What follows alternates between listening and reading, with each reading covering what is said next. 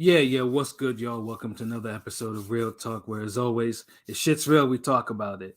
I'm your host for tonight, Pat Scorpio, the New England representative. And as always, I got my man with me. I'm gonna let him introduce himself. Man, you know what it is, man. We built this city, this Ring Gang Radio City. I mean, and Shutterworth the guy, aka the GOAT artist, aka LB, aka Lotta Del Boss. You know what it is, ringgangradio.com in the building. El Capitan. It's Thursday night. That means it's hip hop rant night. So we about to kick it old school. Know how we do when we do it, how we does it. Let's go.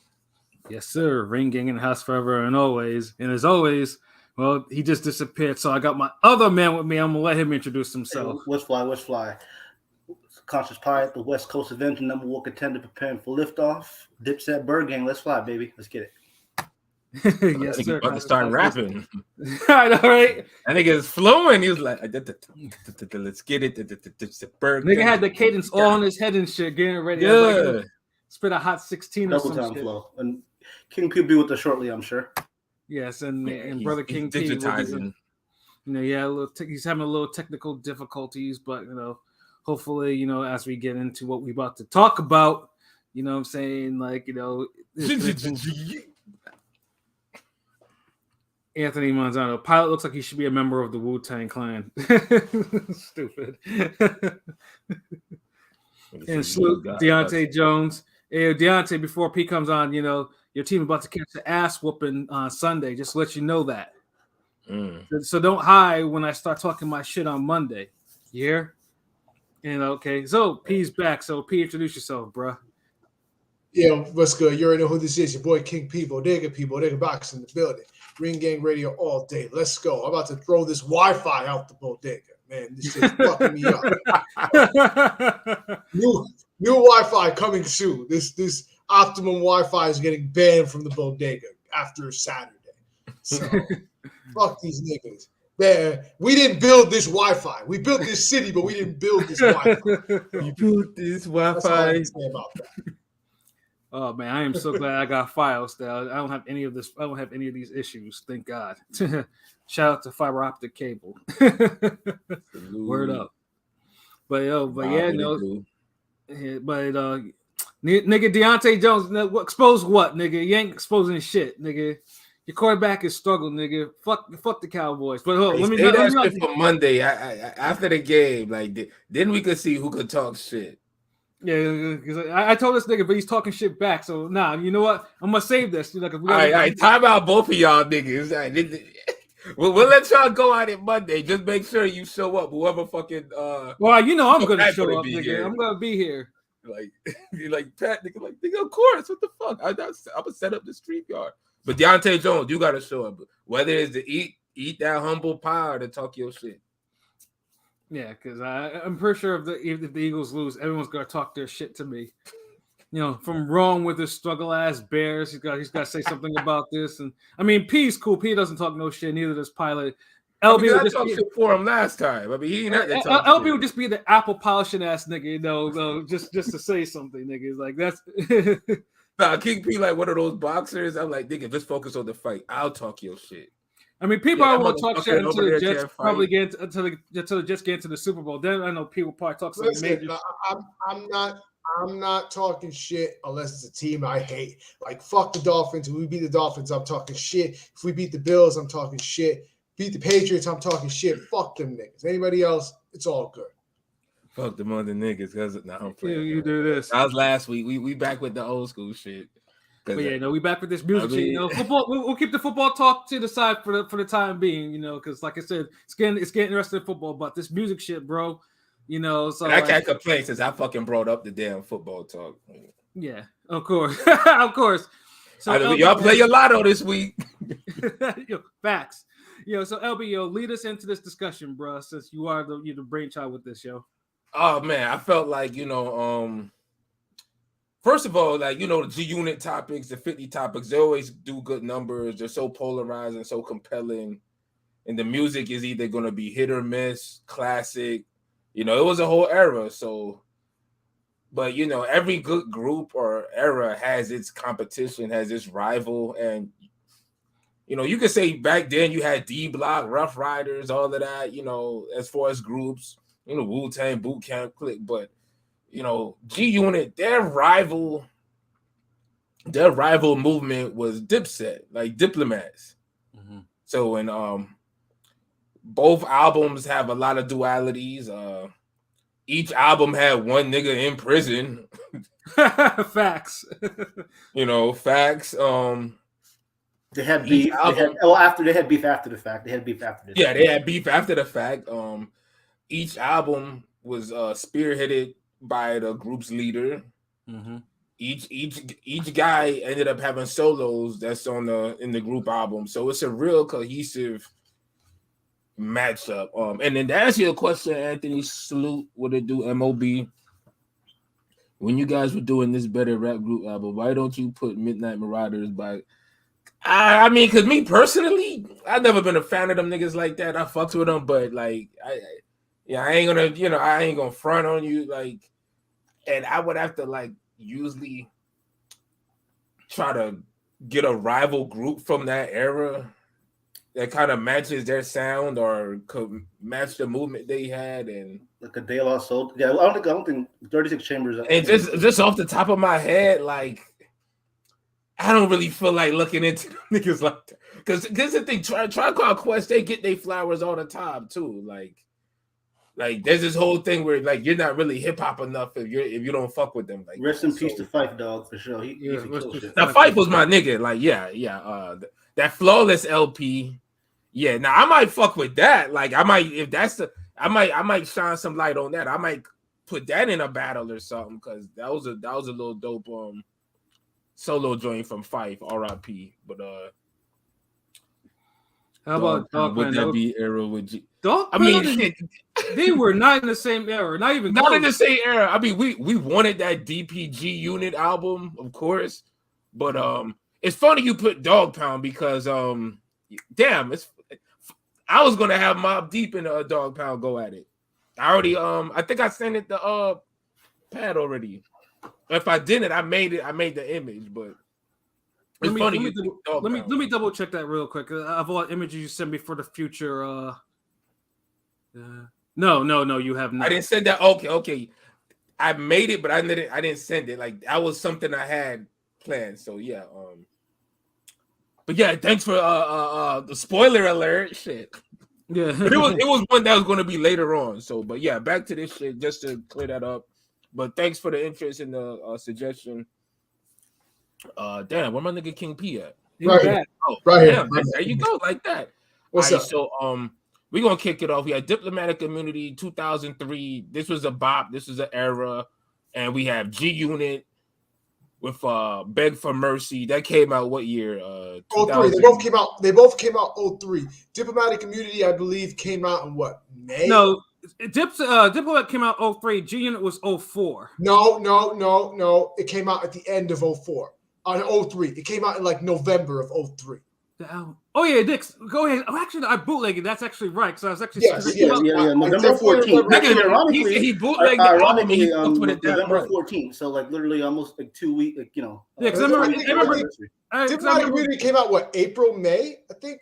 It was like a spring summer type of album. Yeah. I remember going to Target and getting that shit like for like $7. It shows March 4th. Although originally scheduled for March 4th.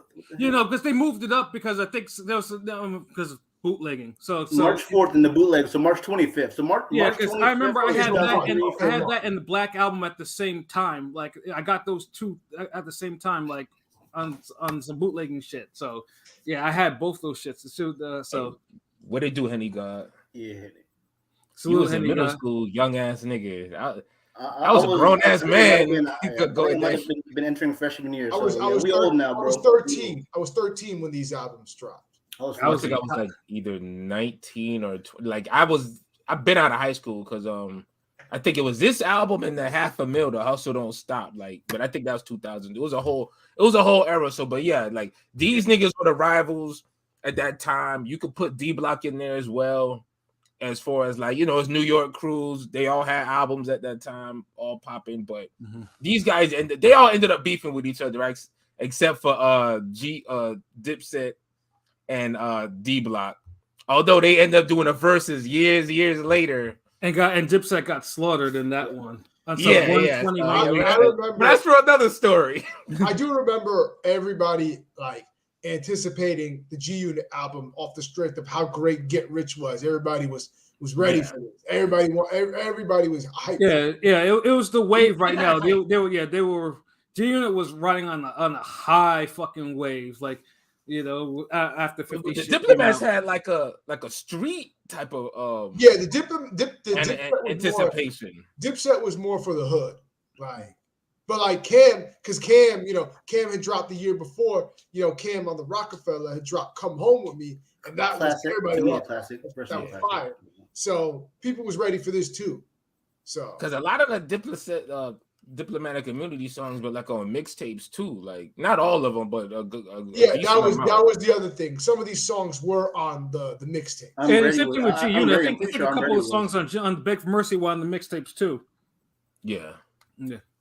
So yeah, and remember, just like Pat alluded to with the both guys were like king of the mixtapes, both groups. Yeah, nigga, I had every fucking G Unit mixtape, the Lloyd mixtape. Yeah, like 50 Cent is the future, No Mercy, No Fear. I remember all those mixtapes. Yeah. So without further ado, now that the gauntlet's been thrown, and shout out to the Kali too, because we posted up in the Kali. We got the y'all got the y'all put the live in there? What? Yeah, I threw it in there. I threw it in there. You threw the live? Oh, okay. All right, cool. Perfect. All right, so let's go. Y'all got the albums up? Yes, sir. Which one we doing first? I mean, it's Purple Gang tonight, man. So Dipset. Since Diplomatic Community came out first, we'll go with that one first. I'll take that logic over the niggas wearing fucking Prince colors and shit. And of that reasoning, nigga. Damn, nigga, you hating on Purple Rain now? Shit. Fucking right, nigga. Wow, Purple be just so. Hitting on Barney and Grimace. I know, nigga. Sure. Purple Smurf was the highest Smurf, nigga. Stupid, nigga. Y'all crazy. So, all right, Uncasa intro. The Uncasa intro. All right, Dipset lovers. 10 for me, nigga. 10. I give it an 8. This was that shit was a 10 for me. This was not for me that much. It was okay, but it wasn't nothing to write home about. Which really, like, I'll tell you, a lot of these skits were kind of annoying. Like, I don't. This don't count. This is a song. Like, this don't count as. Yeah, that's what I'm saying. Like, it was. I mean, no, but like what's really good. You're like on the phone, like, but that's how the song start, nigga. Like, I mean, ain't no one ever call you to get into the studio to finish a song because but like it was kind of annoying. The first song was what it was. I gave it a 6. I actually gave it a 6 too, but Uncasa was never that great to me anyway. So it was like this was his career verse. Nigga, we ain't care after this verse. Where did his career go from there? Exactly. That's why I said this was his career verse. Like, would he eat with Glocks? I got knowledge. Yeah, I give it an 8. I give it an 8. It's a solid intro. And it came on with the ad libs. Solid intro. You know what I'm saying? Solid intro. That's just a classic intro, yo. Classic. Like, yeah, that let me know.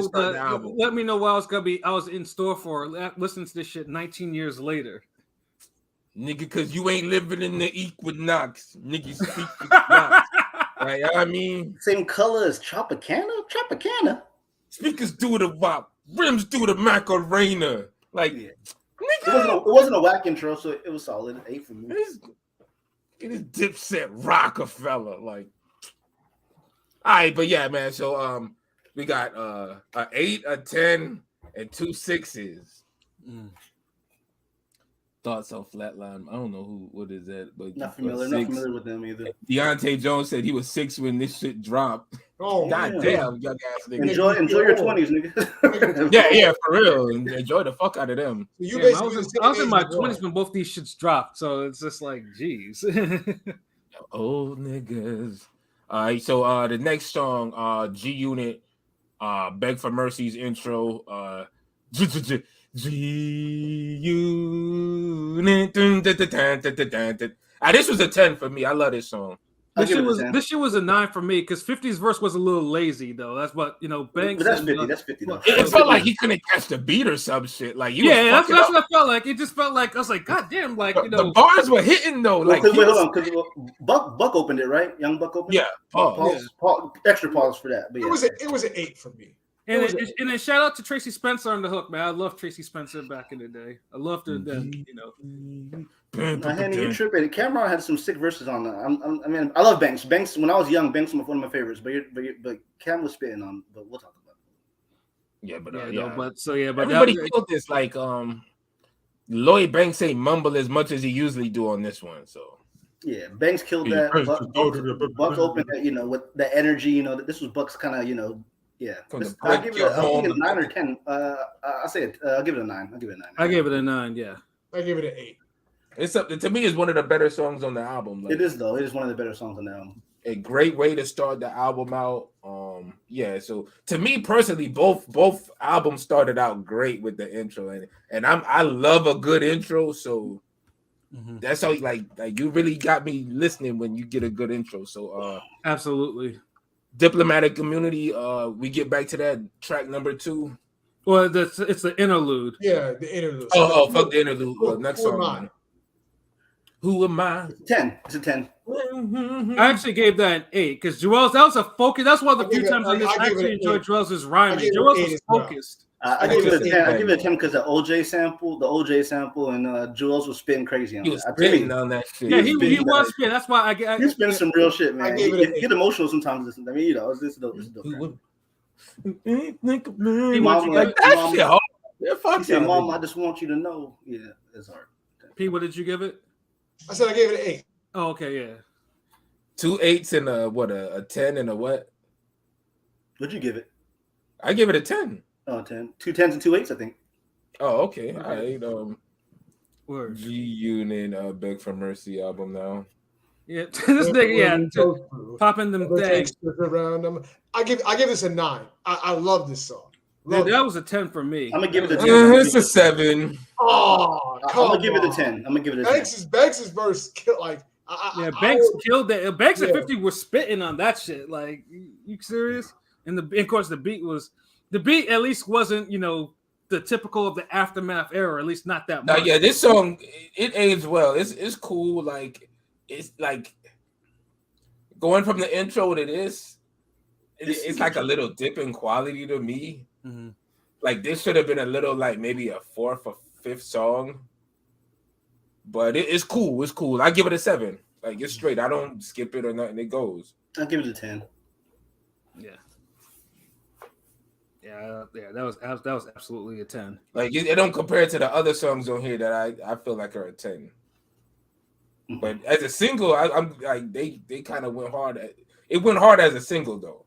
Yeah, the video was crazy. It was the second single, I think. The first single was Stunt 101, and I'll get to that. We'll get to that one. Yeah. So back to Diplomatic. So a 7 and what 3 10s. I think somebody give it a 9. The P. I give it a 9. Oh, you got a 9. Okay. I get a 10. Two 10s, a 9, and a 7. Where? All right, cool. All right, next. Ground Zero. Community. Oh, Ground Zero. Welcome to Ground Zero. I'll give it an 10, nigga. This is the one where the beat carried it, but Joel's and Jim were struggling. No, hold on. No, Joel's did his thing on this one. He fit the beat with this one. Like his verse, energy and everything. Yeah, I give it an 8. I give this a 9. I gave this a 6. I wasn't, the beat. Like I said, this is where the first example where the beat carried these niggas like big time. Nah. This nigga Cam was spitting. This shit's a 10. Fuck y'all niggas. This shit too classic to me, man. It's like if y'all from the era where you take the city bus for the album, I mean, and you get home and you rip the CD open and you're like, oh shit, are you jamming that shit? And you're like, Nigga, I had a car, bro. I was driving. I had a system in it, bro. What did you think, nigga? Like, I got my car the next year after, nigga. Like, I wasn't listening to nerd rap, nigga. I was like, it's just Dipset wasn't for me. The Dipset wasn't in my shit, nigga. I listen to the rap I listen to, nigga. I don't give a fuck what niggas think. That shit was fire. But yeah, Ground Zero. So a 10. What? 6, 8 and 9. An 8 and a 9 and a 6 and a 6. God damn, this nigga said a 6. Okay, all right. Back to Beg for Mercy. My buddy. 6. My buddy was a 10 for me. I gave it a 7. A 6. Although the hook I always thought was kind of cheesy because I still remember the fucking it was where they got the hook from the commercial. So that's why it's like it was always a cheesy hook to me, But it was. I never really skipped this song. Like it was cool.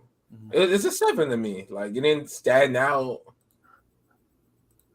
but it's more than it's above a filler. But it's not going to be like My buddy's definitely not a filler to me. I mean, you gave it a 10, nigga. I hope not. No, I thought they all fucking went off. Banks 50, even Buck closed that shit out. Like I thought that shit was all dope. All right, so we got a 6, 2 7s, a 6, and a 10. Mm-hmm. God damn, we some polarizing motherfuckers with these. All right, back to Diplomatic Community. Real niggas. See, this one was an 8 for me. 9. Because it did the AZ joint justice, you know what I mean? But yeah. I thought they didn't do the AZ.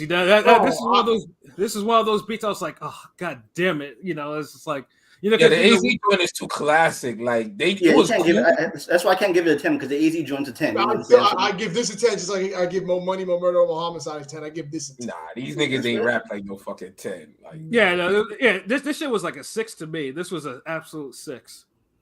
Thank you, Deontay. It's a dope song. I still give it an 8. It's still a dope song. Because AZ and Nas ripped the OG so thoroughly. I was like, the rapping wasn't. Yeah, it's hard to really.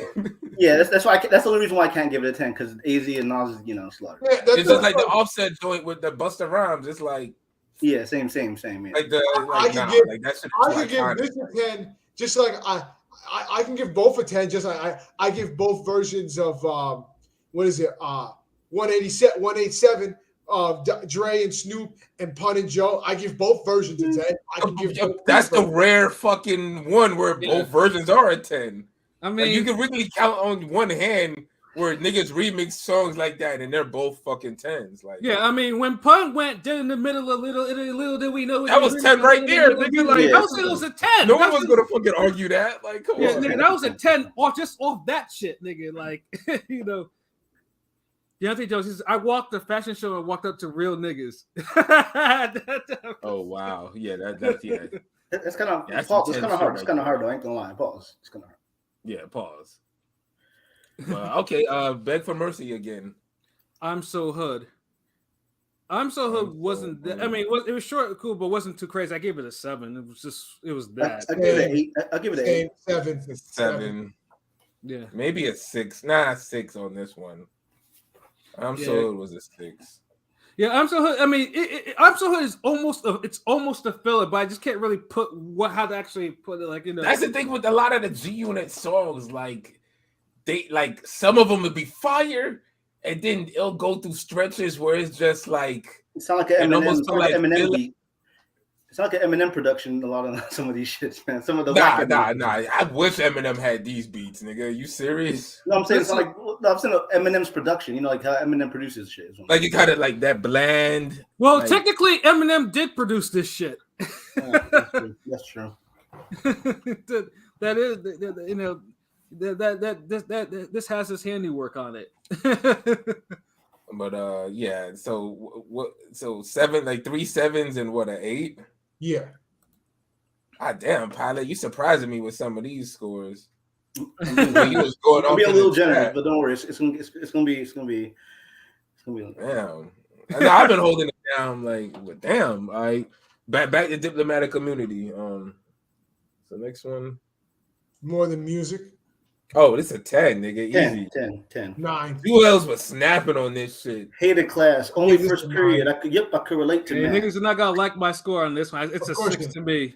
That Pen again, picked like cotton. I've been sitting here not to be forgotten. again, the beat, which was dope, carried the struggle bars and the shit. The shit was Jules, to me, okay, I'm just saying real quick. Jules, I'll be facing. I do not like Joel Santana's rapping at all. I know. I'm not a fan of his rapping.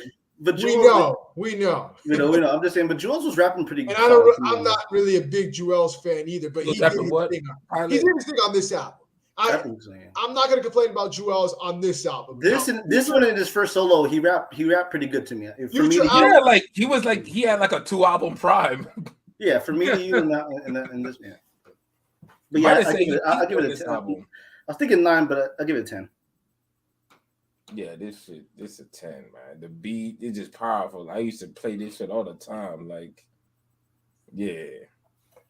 So hold on. So a 10, 2 10s. What, a 9? And a 9. And a 6. Yeah. Wow. All right. Cool. Polarizing. Beg for mercy. Stunt 101. Now, I did not like this song when it came out. It was a 5. It was a 5 easily. Yeah. I actually like this song. I don't love it, but I like it. I gave it a 7. I gave it a 5. When I was young, when I was in high school, when the song came out, I was like, "Oh yeah," but it aged like shit. I never liked it because I was like, it was like, dude. Was that the video when Brandy was looking fine? Like Brandy took a little hiatus, it came back looking all different. Yeah, kind of look all fine and shit. Looking all fine. And then Henny God said, listening back to Joel's verses, that nigga wasn't saying nothing. Exactly. Like this is like he was saying. Nah, because it's like. Joel Santana, you know what? I realized like this nigga is a stadium rapper. Like he say shit just for energy and impact.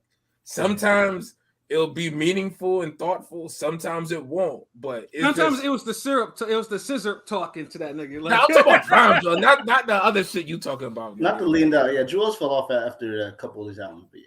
If he fell back to that lean, baby, that got into his sister. That lean fucked with him bad, yeah. Unfortunately, and it's like Jewels. It's his charisma that really. Like I said, I thought he did his thing on this album. Yeah. Now, afterwards, future projects like that, or that future songs that people like that, I could play like back. Like what, that Santana song? Yeah, I really like that rapper. Like that rapper. Like that with the chipmunk. Yeah. Santana, that's just hard, nigga. Man, fuck y'all. No, that's all. No, it's a classic song. He ain't rapping shit on the. Compare his rapping to this album. Yeah, because then he just started rapping more like it's like he started becoming like a dumbed down version of Cam. Like Cam could do that kaboopity boopity shit, but then he'll bring it back and get witty and get word play or have a little bar in there. Yeah. Jewels, he'll dumb it down, but he could never bring it back. Like that's the thing. Like he'll dumb it down and just fall off and stay there. Like I do agree with Henny. I mean, yeah, his swagger, Jewels' swagger, and I say Mike Presence did carry his raps. Yeah, definitely. That's why he's stadium rap. Like it's like him rapping over all those heat makers beats. Like that's some shit that I feel like if you play in an arena where niggas is fighting, you're gonna be like, oh shit, like this some gladiator music. Like we built this city of ground zero more to be like that shit sound like some like a soundtrack to some fire ass fighting or amp shit. But yeah, what we on? More than music? Oh, what was everyone's score for Stunt 101? Stunt 101. I'm sorry. I gave it a 7. 5. Oh, 3 5s and a 7. I think that might be the first one where someone put a higher score over a G Unit song than me. Probably. Probably the only one. That's crazy. Wait, so real quick, Anthony's comment. Can you guys explain to me what the hell happened to Game after he left Unit? He started to go after other rappers. He was just trying to maintain. We're not gonna. This is not the Game episode. He's trying to maintain relevancy. He's trying to be relevant. He's trying to be relevant. You know, you gotta go to the our video. Just type in. Because you subscribe to us on YouTube, we got an episode where we do Game versus Eminem. When Game did a diss song to Eminem and he was rapping like Eminem, we really go in about Game's career and probably answer every question you'd have about him if you was to ask it now. Yeah, I think that's one of the rare music ones I'm not on. So I was like, I missed that one. That was a good conversation too. I wish I was on that one. Oh damn! Wow, but you'll be remembering these shits. Like I had to think about it. Like, oh yeah, he isn't on that one. Yeah, but yeah, if you want to hear our takes on Game, yeah, that's one episode you could go to. So what we at right now? Beautiful Noise. Oh, with Jimmy and Cam, Dipset. Yeah, it's a 10. I'm gonna give it a 10 because I was telling before pre-production, I was telling LB that was my ringtone for years. That was my ringtone for years when I was hot. I give this an 8.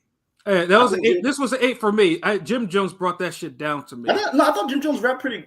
Jim Jones is rapping his life away on this. If it wasn't for grandma, I mean, I have a close relationship with grandma. Talking about his grandma and shit. So yeah, I don't know. I'll give it a 9. Jim Jones is usually.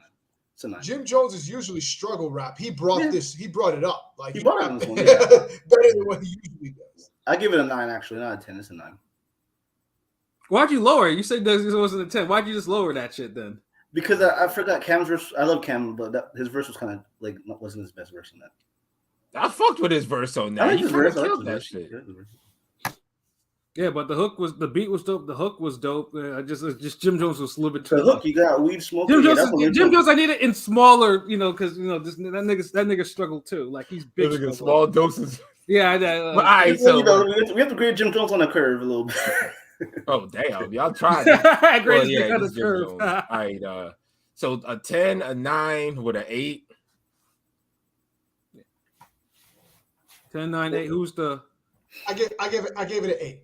Okay, 2 8s. 2 8s, a 9, and a 10. Yeah. All right, cool. All right, back to G Unit. Want to get to know you. 10. That's 10. A 20 out of fucking 10. This a 9. 10. That Marvin Gaye sample is crazy. Cole versus Joe on the hook. Marvin sample. One thing I can tell you, G Unit and Joe never missed. Never made one whack song ever. Never a miss between those two. That's the fact. That's the perfect example. Like, because we talked about chemistry before, artists having chemistry on the track. Some artists, when you get on there's no chemistry. Joe and G Unit, for whatever fucking reason, every song that they ever done is just pure chemistry. Like it just flows. And he was like the unsung G Unit member. I mean, the unsung, low key, just with the hooks, Yeah, like even the joint "Curious" with Tony Ayo, the "Curious" song, he slaughtered that. "Curious," great. Yeah, that was one. That's one of the few. Although the "Curious," I mean, why he put out, why create song coming out of prison? Hey, that is kind of weird. That's a little weird. And to the comment real quick about oh shit, hold on, wait. Henny got Jones equals Yayo. Jones better than Yayo, bro. Jim Jones better than Yayo. God damn. Nah, you gotta compare Yayo to Hell Rell. We can't. You got to compare the prison niggas to them. Hell Rell is a better rapper than Yayo. Hell Rell is better than Yayo. I mean, he better than Jones too. Like, nigga. Yeah. No, but when I get to know you, like I've mentioned this before, that was my parking lot pimping song. Like I used to, like when that shit got warm out, I used to play the fuck out of that song when the clubs or bars drive around and shit trying to pick up chicks. Like I was on my shit. Like I mean, I always say that's probably the best song G Unit ever made. Seriously. Like, I mean, because there's nothing like it in there in the whole like catalog. I love the hell of "When I Get to You." No, I mean, it's the Marvin Gaye sample because I was that Marvin Gaye sample. One day I was playing some old school shit and I was like, I heard the song before, but it clicked to me. I was like, damn, they really. Marvin Gaye, "Come With Me, Angel." I think that's "Come With Me, Angel." Yeah, they literally, that was fire. Yeah, easily. It is. Let's get it back to some real nigga shit. I'm on the west side of Chicago looking for a bus down to make me throw my 2 arms up. Touchdown. Yeah, Dipset anthem. 10. That's an easy. That's a 10. Easy. That's an easy 6 to me. This is Joel struggling at his finest. Joel struggling at his fucking best. Ugh. Yeah, that nigga hate. He said I made it quite clear. Bang that bang by the right ear. Come on, man. Fuck Dipset anthem, nigga. I can't stand that stupid shit. Like that. Joel's camera. I ain't gonna lie, man. This shit got more 10s than a damn like I ain't gonna lie. I've been giving out 10s for real on this album, son.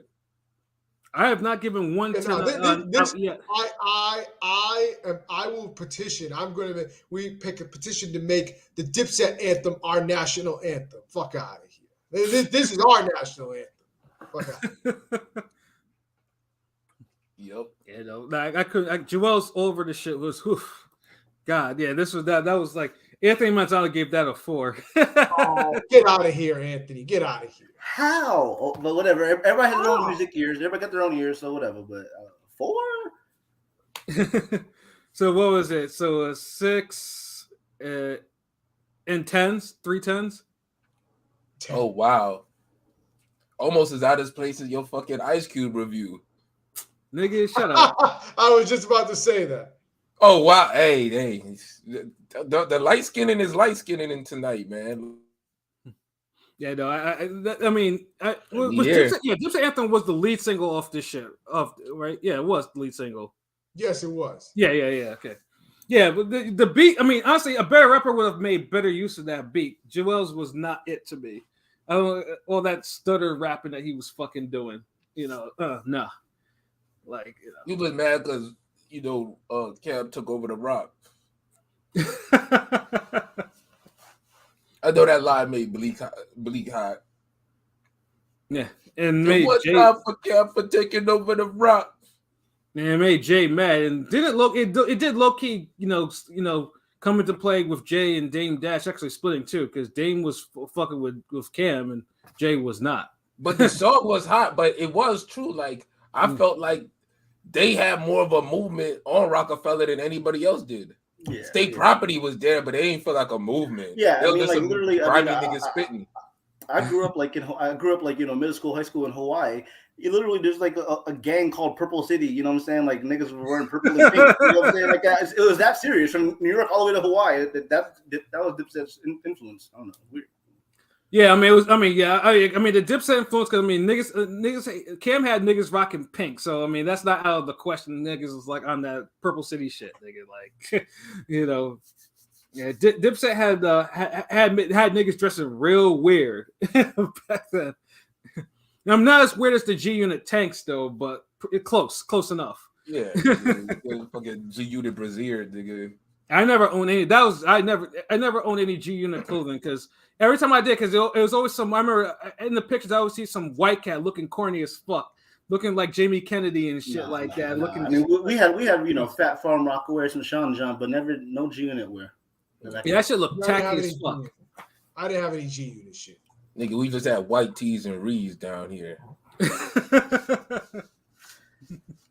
Yeah, no, G Unit, like the music, it stopped at the music. Their clothing was just too tacky. You know, like fuck that. All right, let's see the next shit on the G Unit. Groupie Love, the first of the 2 Yayo appearances. This is not 5. I like the little vocal, but yeah, I give it a 6. I gave this a 4. This was like a 7 to me. I mean, it wasn't. I mean, Yayo did his thing. Banks didn't. It just wasn't too crazy. And I've always liked Butch Cassidy on hooks. I don't know where's that nigga at, man. It's like, he used to kill. Also, the sequencing of this was like this should not have come right after I Want to Get to Know You. Like, yeah, that too, man. That's the thing. Like the chick songs, like the sequencing kind of took this album down, like because. It builds a little groove and then it gets you like singing shit like. But you have to remember though, because remember Tony Yayo was locked up during the recording of this, so 50 like the 2 tracks that are on him were already on like the mixtapes and shit. So they put him in just so he can actually be on the album. You know what I'm saying? Because he didn't record no shit, original shit for this album. That's probably the reason why. Yeah. But yeah, the sequencing probably should have never been in there or should have been somewhere else. Song just ain't belong there, man. That's some shit you put like on track 13 or some shit. It just wasn't good. And surprisingly, that's not the only. That's another thing. It wasn't a great song either. Yeah, it wasn't. It was just one of those. It was a Formula 50 Aftermath ass track. You know what I'm saying? Like that's what it probably was. Needed a better beat. Would have helped it, but it's just okay to me. I skip it, but for the sake of reviewing the album, I had to listen to it again. All right, so we have what do we have for the scores? We have a 7, a 4, a 5, A 6, and a 6. 4, 5, 6, 7, 4 through 7. Yeah. Damn. Yeah, I was almost about to call CeeLo if the 7 wasn't in there. Like that was for me though. For real. Bars. All right, next one, the Dipset shit, the Hey Ma remix. This is an 8 for me. This is an 8. This was a 9 for me. That was easily one of the best songs on that shit. This is a 7 because I would prefer the original. Yeah, the original is better, but this is no. this But here's is the thing: a remix. the original was better, but this was really good in its own right. It was. Like they said, the R&B version. Toya was like her vocals were great for this. She bodied that. She did body that. You're right. Mm-hmm. Yeah. But damn, a 10, like you really love this song. Yes, absolutely. I like it. You love it. Yeah, right. I love it. Yeah. He do. Nigga probably hit that high note, nigga. Once a month. But no, it was a dope remix. I was fucking with it. That was that is one of the better songs on the album though, for sure. You know what I'm saying? And I'm just reading some of the comments. Henny Guy says there was a clique at Crozier Middle School called G Unit. Yeah, G Unit. You got to get out of here, Anthony. That last question, you got to get out. No, the real quick answer to your question. No, she was with Terror Squad, Fat Joe and them. Terror Squad. Yeah. You got to get out of here. Get out of here with that shit. The clothing that was done by G Unit, where they don't buy a bigger company like Sean John or Fubu.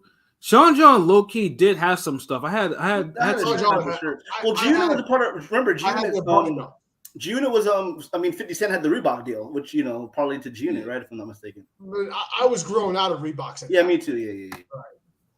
They're making a comeback. Shouts out to Reebok. I heard they signed Shakur, so they're kind of making. They did.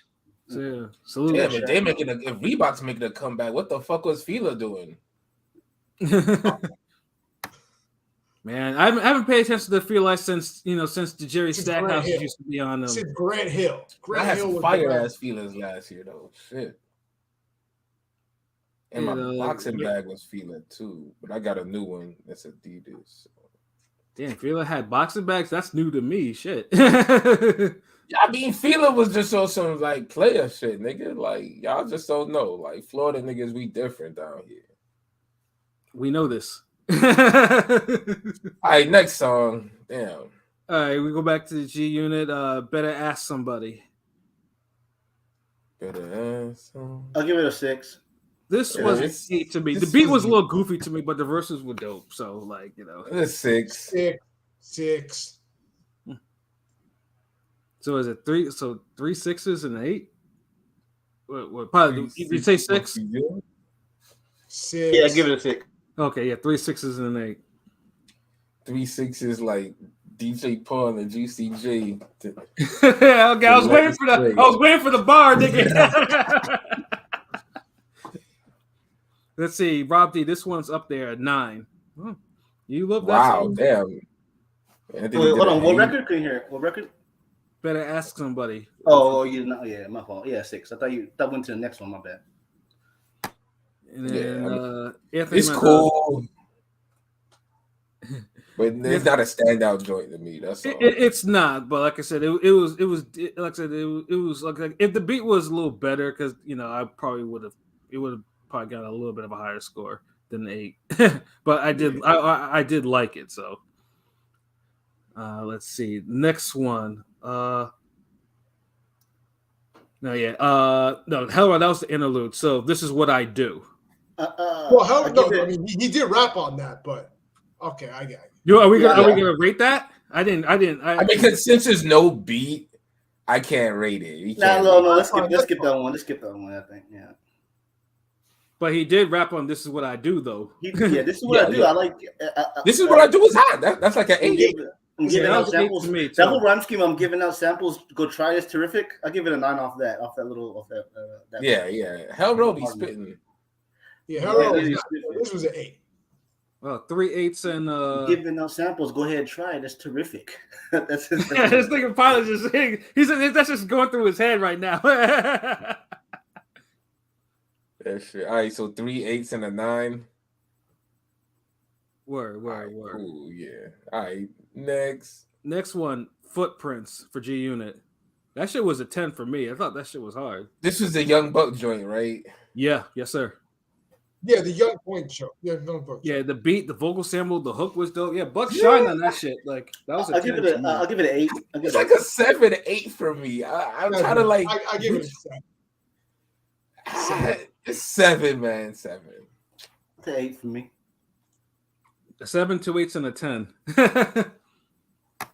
I mean, actually, Footprints. I thought Footprints was probably one of the stronger joints on Beg for Mercy. Anyways, that's why it's like Buck really. I think Buck did his thing. Just the beat, but Buck was rapping his heart out though. Yeah. Like nothing about that track was weak. It almost makes me wish that if Buck could keep his mind on business, this nigga should. This nigga He should shined the most on this album, in my opinion. Like. I mean, Buck did this. He shined the most on the solos too. Like really, like I mean, Buck. It's just Buck had the talent, but it's just this nigga's business and his personal life just fucked up his career, like big time. Like, cause this nigga snapped all over Beg for Mercy. Been out for 3 years. Mm-hmm. He the hottest. Oh man, Curtis. Have some courtesy. All right, next joint. Next. Gangsta. I'm gonna give it a 5. To me, it's not my favorite track. I hate this. I don't like the song. A 5. I actually gave it a 5 too. Yeah, This on Diplomats, right? Yeah. This is the one skip. The one that Darren did. I never heard that Darren in the beginning. I just skipped that shit. I'm sorry. Yeah. This is a 5. I don't fuck. It's an average song and nothing special about it. And it was a long fucking song at that too. Like it was a long bunch of nothing. Even for Dipset for me, that's like God damn it. Like it's like that was a straight up 5 to me. Like nah. What do you think, P? I gave it a 6. I said so. Okay, so it was wow. Yeah, so I mean, Henny got Joel's had like 2 hours. Hold on, Rob. Hold on, let me ask. I think Rob might be behind. Rob, which one's a 10, Rob? Because I think you might be behind. Because I know you're not giving Gangsta a 10. I hope you're not giving. Yeah. I hope you ain't giving Gangsta a 10, bro. But yeah, 5. I think. Okay, yeah, exactly. Yeah, this is a 10. Yeah, for your scores, you gotta put like the name of the joint that you. I think he's a little behind. I think on it, because. Okay, that's why I make sure. Like whatever score that you give, just make sure you put the name of the joint. It's just so we know. All right, there we go. Next joint, Eye for Eye. 7. I think was this a 7 or 8 for me? 7 for me. I gave it a 9. I give it a 7. Well, I think this is probably one of the really last, really decent high tech beats because I think high tech was kind of getting to that point where he's kind of fading out a little bit.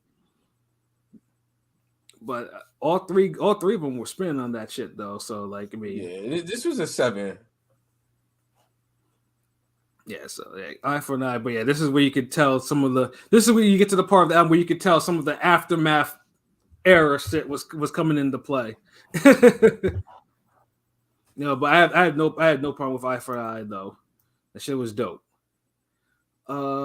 Next joint for the Dipset album. What is it? The Hell Rel Freestyle. Was Hell Rel Freestyle? Did that shit have a beat on it? It's I really mean it. It's I really mean it. And that's a 10. I really mean it. I give that 100 out of a 10. Just Blaze 100. Yeah, I really mean it's a 10. Just Blaze, and Heatmakers did their thing, but Just Blaze on this beat. This was a 9 to me, but that damn Oshkosh Bagosh Galoshes nonsense Cam was doing. I don't care. No, it was nice. He said, man, you terry cloth. That means you very soft. That means you very soft. Mercedes, add the cranberry sauce. Add cranberry sauce. That's so hard. I love it. Come on. Hold on, I really mean it a 6. He said a 9. He said a 9. Now I'm talking about Anthony in the comments. Oh, okay. I'm about to say because he gives Dipset Anthem before. I'm just saying that if he not found out. Damn.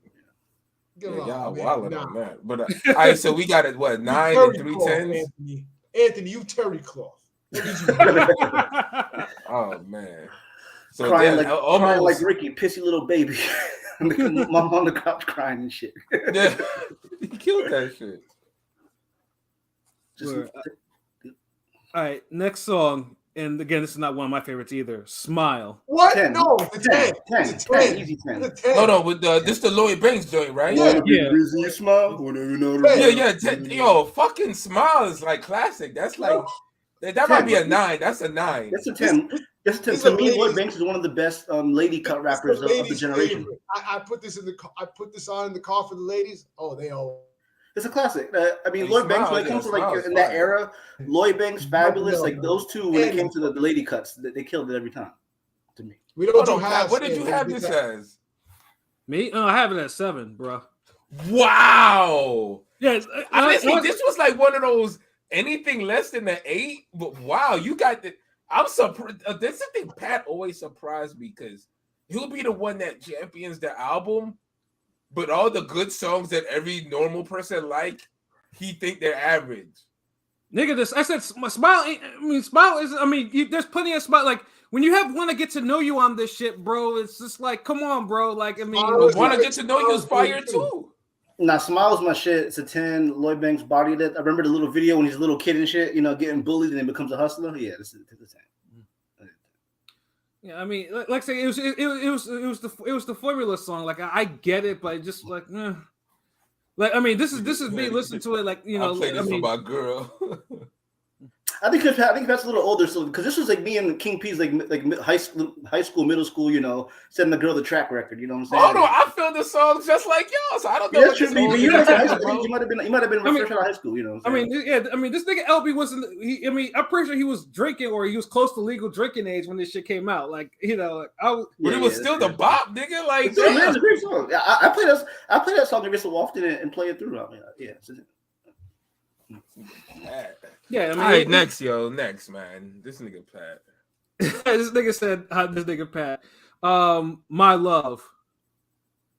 Hold on, I wanna thank you for loving me, girl. Is that the Freeway on there or no? Freeway on there. Yeah. This is a 9. This is a strong 9. It's a strong 9. It's a 9. I'll give it. Dude. This is 10. What the fuck are you talking about? Nigga, this is 10. If this ain't a fucking 10, I don't know. No, Freeway and Jewels was like the odd combo that just worked. It worked though. It definitely worked. It worked. It was like that one shot in the dark where they're just like, yo, I need y'all niggas to make a memorable random classic for the album. Like here, both of you niggas come together. He makers did carried this album a lot too, The Freeway murdered that shit. Free killed that shit. and then like Jewels had the energy. He just started out, and then Freeway just tripled that shit. This was peak Freeway. Like yes, peak Freeway. Now, honestly, you can say peak both of them niggas. Like both. Yeah. Yes. No, I mean to me, Freeway's a better rapper. That's all. No, I mean Free got better like later on, like really good. Because I used to get all his fucking mixtapes, especially his second album. That I won't say peak. This was prime Freeway. Prime Freeway. Yeah. This might be peak Santana, but prime Freeway. Like, but yeah. 10 for me. What? 110, 3 9s. Oh, yeah. And a 7. Who gave it a 7? This motherfucker in this. Oh no, who gave it a 7? I give it a 9. I give it a 9, bro. Yeah. Oh, okay. 3 9s and a 10. All right. Okay, I was to say it was like no, this Tyler, you know this motherfucking song's a 10 though. I'm ashamed. Like I gave you my reason why. That's a whole shit, nigga. Whole shit, bro. Like I'll be goddamn. Somebody make me fucking take a point away from a song. Take a point off of it. Hey, again, Anthony Montano. Of the songs that you guys reviewed so far, were there points where you felt the bars were great and outshined the beat? Where the bars were so good? The bars were so good. I don't think so. I think it's just been matching. Everything has been matching with me. Like yeah. A couple. I mean, to me, the G-Unit album is a little different. Yeah, like I feel like they're out rapping them beats. I mean, Banks. Banks' verse is probably better than a lot of the beats that he's rapping. Yeah. Yeah, I can say that for all of them, like especially Banks because the bars, but like I feel like they're out rapping the beats. But over on Dipset, it's more even, and then the Pat niggas will be like, "Well, I don't know, the beats are kind of whooping." Yeah, the production is absolutely carrying this fucking. Like he's making it seem like let me see, like Group Home album, nigga, Living Proof. I'm trying to make this. I'm trying to compare it to like a fight. No, this was better. This is one of like he's making it seem like it's one of those Korean dramas where like a Bloodhound episode or a Warrior episode when a nigga start fighting 12 dudes or some shit with weapons and axes and machetes. Like you acting like Jewel is just one of them niggas fighting 12 of them dudes and them 12 niggas is the beat. Like it ain't like that. Nah, nigga, chill. Okay. Let's see. The next one for G Unit, Baby You Got. This is a filler track to me. This is the example of another one where it's just like you just didn't smile. Why would Baby You Got be after that? You followed up a classic song for the Chicks and then gave us right after that a horrible one. Like, yeah, the hook was. Why you keep doing that? Like these niggas. My fault. I stepped out. What record was that? Baby You Got. Oh, Baby You Got. Yeah. Yeah, no, the hook was trash. Like it was overkill. Trash. Yeah, the hook was just like 4, yo. Yeah, that shit was a 5 to me. Like this shit was just like. Yeah, I'll give it a 5. I wasn't a fan of it, right? Yeah, this is a song that probably didn't need to be on there. Like if you wanted to take out a song like that would be one you would take. That's out. one you could. Yeah, that's one you could live with. Yeah, that should have just been on a random G Unit mixtape or some shit like that. Yeah, it's a definition of a throwaway. Yeah, it's a filler. It's it's overkill and it's a filler, straight up. So at least we all agree that was a horrible song for G Unit. All right, next track for Dipset, I Love You. I like the original version better, where Jewel says he wasn't really feeling it like this. Yeah, I like have you ever heard the original where Jewel says young Muhammad Atta flying through the plane? Yeah, no, I've heard the original. Yeah. I like that one better. Nah, this a 9 for me. Yeah, I gave it a 7. It was a 6. Nah, I give it a 9. I give it a 9. Fuck y'all niggas. Yeah. Because Jewel's had to change that verse because you couldn't be saying no tower shit. Young Muhammad Atta running through. This Taliban shit was crazy looking back. Yeah, you couldn't be saying all that shit. Like niggas, like nah, like They still said like that was well before the meet. That was before the cancel days. Luckily, and that Muhammad Ali shit that he did as just didn't really hit like that to me. It didn't hit like that. Yeah. Because the charisma sell the lines, even though that one didn't hit. But and also the original beat is like I'm also stuck up with a sample. The original beat had a better beat to me, but it's a 9 though. It's still a strong. Who's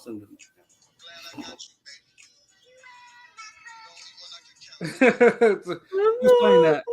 No bad. My shit was playing. All right, so what were the scores for I Love You? So it was 7, 6, 9. 9. Okay, and 2 9s, 7 6 and 2 9s. Oh, I thought I was gonna have the lowest score on this shit on that song particularly, but I'm pleasantly surprised a little bit. Nah. All right, next song of the G Unit shit. Salute You. Oh, Salute You. Let me see. That's a 10. That's an 8. It's a 9. It's a 9. It's a 9. It's one of the stronger tracks. I give it a 9. Yeah, one of the better songs on the Buck album. and Banks delivered on that shit, and the beat was And I mean, throughout the whole album, 50 Cent, to me, 50 Cent's one of the best hook makers of all time in this rap music, and it shows because he always has catchy hooks. And this is very catchy. But this one hits right. The beat is hard.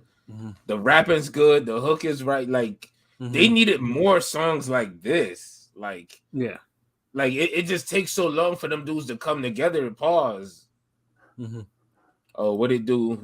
Shouts out to Kang Sung, OG. Kang Sung. Salute Kang Sung. Yeah, Salute You was a dope song though, definitely. Oh damn, man, you showed up right. Salute, and you showed up when we talking about Salute. Double salute. All right, next track off the Dipset shit. Purple Haze. Oh, this was a 10. 10. She had the gravy Yoda with the Ray Liotta, pastry Yoda. Yeah, I didn't like this as much, honestly. You ain't rocking fucking purple though, man. Pass the weed to your brother. You had your own brother some dust. I gave it a 9 though. This shit was a dope song though. This was a 7 to me. I didn't purple like Grimace and Bonnie. It was cool. A 9 and a 7. It was cool, but I didn't love it like that. Disgust at this young old nigga. See, and for once, LB's not as disgusted as me over this Dipset shit as is with this fellow Dipset brethren. What a turn of events. Because usually by now, LB would have called me all types of old nigga shit by now by the shit that I would have said. But so far he hasn't, which means it's like, you know, at least that's actually progress. Kind of shocking. I mean, because you've been having some of your scores been wild though. I've been calling them out, but then certain songs you just still be like, nah, this was the class, like this was good, like. But then King Peter be the odd man out on some like what? And Pilot Pilot will just be either like he'll give it the score I think he'll give it, or he'll be on some nah. Yeah, no, this is a 10. It's a 10. I mean, either way, I think so far it's a win for me because, like I said, because I should have been getting a whole bunch of old nigga shit. Yeah, no, I'm shocked. What a turn of events! Yeah, King Peter, old nigga. Shouts out to About Nothing and Everything Pod. You know, shout out to his channel too. Shouts out. Salute, Gusto. What up? What it do? All right, next track for the G Unit shit. Beg for Mercy, the title track. This song was this was basically the back down on sped up, a sped up version of that. Yeah. I'll give it an 8. I liked it. I'll give it an 8. It's like a 7 or an 8 for me. I like it. I give it a 7. This was an 8 for me too. It was almost a 9. I was like, is it 8 or a 9 to me? Because I did like something. I was just trying to figure out what. Let's see, but I think it was an 8 for me. It's 7 for me. Although 50 did have a hard hook though on that shit though. That's what I'm saying. Yeah. That's gonna be an 8 for me. Actually, an 8. It was better. It was better than 7. It was an 8. As a title track, it should have been better. I could see that too, but I mean, there was nothing wrong with it, you know. It's not a bad song. I still play it, but it's stand out. It's not one of the damn. It's one of the mid-tier level songs on the album to me. It's not in that first tier with Salute You and G Unit and what's the other joints? The two chick songs. Gusto said, just so y'all know, G Unit ain't beating killing them. I mean, fuck it, bucket by Oshkosh Bagosh. Facts. He ain't lying. You sound like the barbers in that in Coming to America. He ain't lying. Stupid niggas are stupid, Joe. All right, next track off the Dipset album, The First. 10. This was an 8. I fucked with this song. I didn't like this as much. I mean, the first of the month. And Jimmy was spitting on this too. I mean, I gave it a 6. I wasn't really feeling it all that much. But see, it had the first of the month feat of a sample. Yeah, it was cool. But they added more elements to it. It had its own vibe. Like it has its own concept. It was cinematic as fuck. Like I don't know. Like they did a good job on this. Wicker. Yeah, I'm gonna give it a 9. Yeah, but like I said, this is where again Jimmy and Joel's was too much on this fucking shit for me. I'm just like, oh Lord have mercy. To be honest, like as far as double albums go, because I play this album a lot. Like I've never really stopped playing this. Like the only double album I probably listen to more than this is Yuck Mouth Thugged Out. Yeah, see, this is probably my most listened. This is probably my most listened double disc album, honestly. And All Eyes on Me, and Life After Death, and Life After Death to me too. Like, sorry, Tupac. But yeah, and All Eyes, like they're probably my top 3 double albums. Like, yeah. Well, no, I think All Eyes on Me is for sure, and well, the 8 Ball shit is like a triple, but really it's a double album of original material, and then nobody but me besides Life After Death. None of you like LAD. LAD was cool, you know what I'm saying, but it's cool, but it ain't no classic like double album, like. Really? You don't like I mean, it is, but like, I mean, it did have some serious filler that didn't. There was like 4 songs that could have done without, but hold on, weren't you there on the podcast? What the fuck? Was that? Yeah, I might have been there. I just think I might have been. Yeah, but he was like some random. Yeah, like, yeah, you're right. Hey, but yeah, but back to this shit. I'm sorry, guys, but yeah, just it's one of those random nuggets we be dropping. Word. Pause. All right, next song for G Unit shit, G'd Up. That shit was a 10 for me. Yeah, G'd Up was a motherfucking 10. Yeah, hard versus hard. Yeah, I'll give it a 10. Hard beat, hard verses, the vibe, cinematic. I give it a 9. Oh, this private school motherfucker. 9. It's probably one of the hardest. It's probably other than Popping Them Thing, or it's probably the hardest track on there. You know what I'm saying in terms of. Yeah, no, they needed more songs like this, yo. That shit used to be definitely on fucking repeat though. I used to blast the hell out of this shit. Like you put a nigga in the trunk with this music. Like every one of them was spinning fucking crazy, and then Buck was a hell of a fucking closer, yo. Like, why the fucking Buck have to fuck up his career like this, yo? What the fuck is wrong with this nigga, Young Buck? But this is the thing. He had a good career though. Like, there's a lot of niggas who he had better careers than as far as a rapper.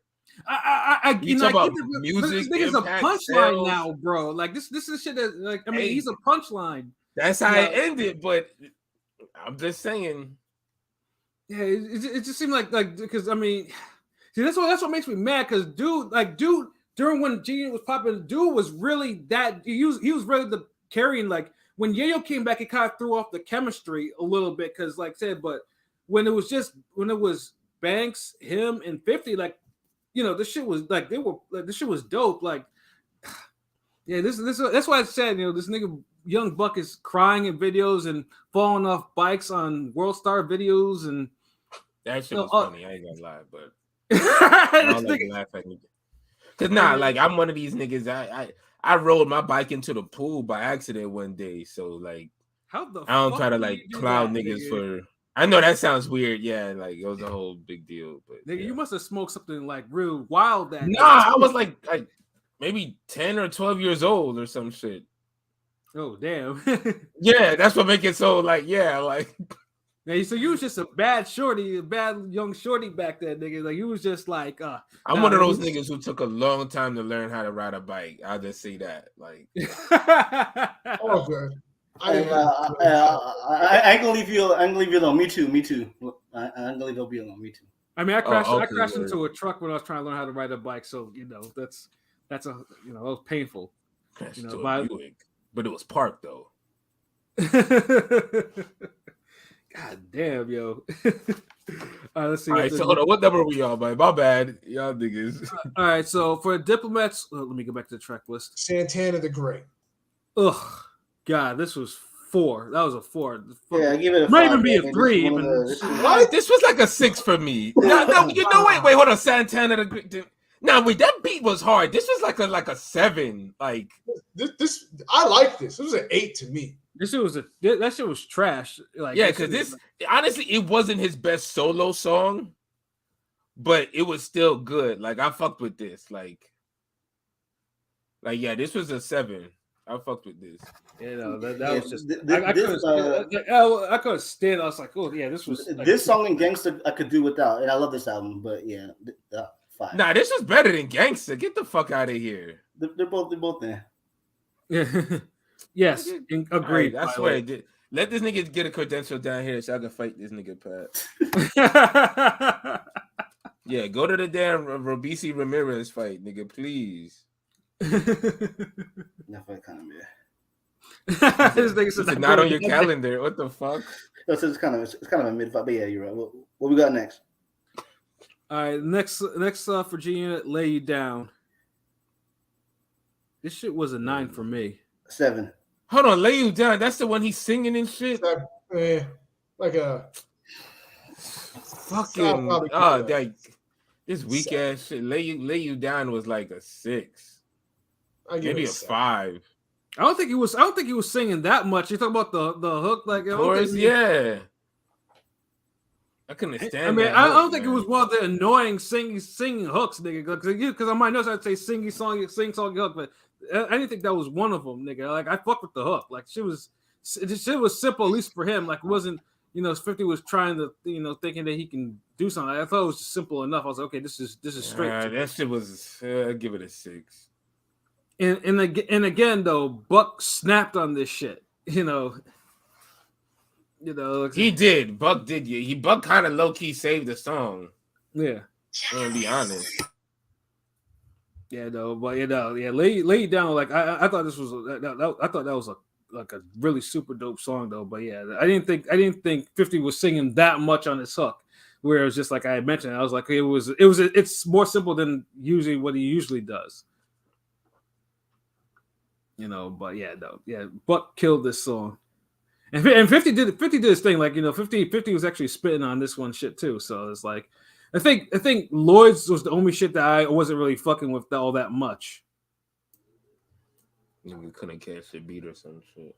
Yeah, there you go. Yeah, and he was the closer on that shit too. So it was just like, yeah. But I mean, overall, I did fuck with the song though. Let's see the next song. Did y'all rate the DJ Enough freestyle for Dipset? Yeah. Was a song? Yeah, that's like an 8. That shit was hard. I give it a 9. I give it an 8. I give it a 9. I gave it like a 6. I give it a 9. I'm not surprised. Yeah, I know, right? I told you what I said in the chat. Like, this is the audio version of a Danny Garcia fight for this nigga. You like JV tasting the water. Yeah, 9. Like, this nigga in the water. Like, I'm going to just drink my water and mind my business. And be to me, it was almost fillerish to me, but it was just like, it was like, oh, wow. Just stop. Tell me to stop, nigga. It's true, nigga. Like, nah, nigga, stop. All right, speed up. All right, next one, gangsta shit for G Unit. Oh, 10. Yeah. Again, Buck, highlight. Yeah, this was a 10 for me too. Wait, what record? What was it? What track was it? Gangsta shit. Gangsta shit. Yeah. I gave this a 9. I give it a 9. Yeah, like I said, that's a 10. Y'all niggas wildin'. I know, Pat, what you give it? I gave it a 10, bro. Oh, okay. These young niggas, what the fuck? How y'all not like, 50 snapped on this and then Buck just with bananas? Like, You know what it is? The songs where Lloyd Banks be fucking up, y'all niggas don't be liking them songs. I see the pattern. All the songs where they're Banks and when Buck and 50 be snapping, y'all niggas be like, yeah, that's good. This is all right. The song where fucking the random song, it'd be a chick song and fucking Banks starts snapping, y'all niggas in love with that. Oh, it's a 10. I'm like, I mean, yeah, it's an 8. It's cool, but the fuck. Nah, gangsta shit was that was a dope fucking song. Like, wake the fuck up, y'all niggas. All right, next on the Dipset shit. What's really good? One thing I was always pissed about this fucking was song. A 9. I wish I give it 8. I wish that we got a DMX verse on this. Other than the stupid ad-lib, what's really good? And I was like, that's not really a feature. That's just samples. Nah, that's a feature because his voice is that distinct. You said your mom's mobbing and raping us, Saudi Arabia. Yeah, they were kind of spitting some nonsense. I give it a 9. I'm bouncing through an ounce or 2. This was probably like a 7, but they were really spitting some nonsense. I give it a 9. I'm bouncing through an ounce or 2. The crib looked like it's fountain blue. Pissing out. It's a 9. Them niggas are spitting on this, and that beat hard. It was a long fucking song too, but they were spitting some nonsense. I mean, I know you need a Master P on there, but you didn't really need a Master P on there, but yeah.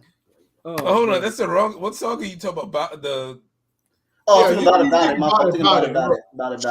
Scroll down, Pilot. We're gonna get to that song too. Yeah, this nigga either wants you to repeat something or he jumps to the future. No, for some reason I always got confused with like those two tracks. I was blending them in mind for some reason. Yeah, but there's a track in between that separates them. How? I know. It's just the style of the song. I don't know. Don't judge me. Unless your copy didn't have that version, that's what had to be. You know, the bootleg CDs. Sometimes, some people used to violate with those bootleg CDs, missing tracks and shit. Yeah, you're right. Quality though. All right, cool. And then for G Unit, I smell pussy. I smell pussy. The 10. That's a 10. Yeah, the mixtape shit, yo. Sam Snead. Shout out to Sam Snead because he came with a classic beat to this shit, and then that shit was a classic. Yeah, that's a 10. That's the easiest 10. I give it an 8.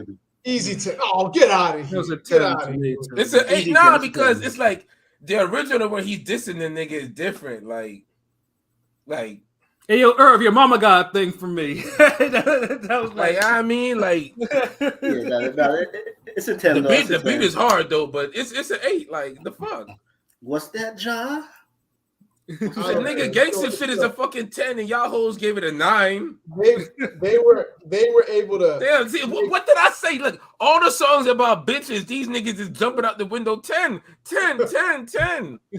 All the hard songs, all the gangster shit, y'all niggas is like, because here's my reasoning behind it real quick. So a lot of the hard, quote unquote hard songs, the beats suck to me. They didn't. No, I'm talking about the best ones, not the damn average filler joints. All the ones that me and Pat been saying 9 and 10s on, y'all niggas be like 8. I think because me and people are a little younger, so I don't know, maybe people. What got to do with age? Is just. To me, dude, because y'all hoes probably hit it fucking gym in this damn era. Like, me and Pat was working out in that era. Y'all niggas was doing some other shit. Like, y'all playing Legos or something. So certain songs hit harder for us because I was playing football. Get out of here with that shit. Nigga, really? What the fuck? Yes, I was playing football. So. I was eating footballs, nigga. You ain't playing no football. What's next though? You look like that nigga who had the new bag of chips on the bleachers every week, nigga. Bro, when I was 13, I was skinny as hell. I don't even think I was 100 pounds yet. That's how small I was. Oh, I think I just hit 100 pounds. Damn, you were at base head weight then. Hold on, a grown ass man. Hold on, how old were you? I was 13 when Beg for Mercy dropped. Oh, so y'all niggas was going through puberty. That's why y'all like all the bitch songs. Now that explains that shit. Me and Pat was already like, we already had hoes and shit, nigga. Like, nigga, that's like, and that's why we was fucking with the gangster shit, nigga. All right, that explains it. All right, next. All right, I'm ready. 10. Fucking 10, nigga. Really? 10. Easy 10. That's a fucking 10. Yeah, so that's a 10 for me too. What? You gave it a 10? Oh my god. What the fuck? Oh, what? Yo, hold on. 4 10s? Insane. That's insane. No song got that so far yet. No. And surprise, it's on the Dipset album. Yeah. Oh wow. That's crazy. I didn't expect that. That'd be that's crazy. That's crazy. Like a Dipset album is the random song that had 4 10s from us. No, I'm ready was crazy. I mean, I'm ready. Yeah, it's just that's the one right there, bro. Frankie. That ad lib, boy. Them niggas is spitting. I mean, hold on. Let me ask Pat real quick. Pat, on that, what do you think of Jim Jones' verse in that song? Is that a good verse by Jim Jones standards? Yeah, it was. Like I said, he usually, like I said, I would call out if Jim or Joel's was struggling, and this one was like they was not struggling. Yeah, like, there was no struggle on that shit. Yeah.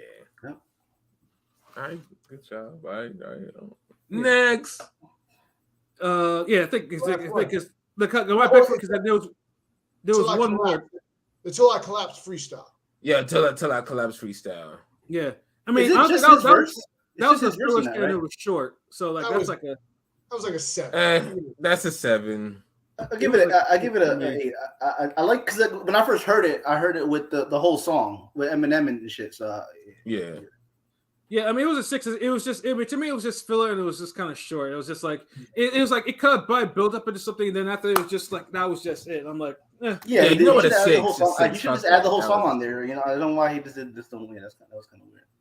Yeah, that's a 6. Yeah, so yeah, that completes Beg for Mercy in terms of my notes over there.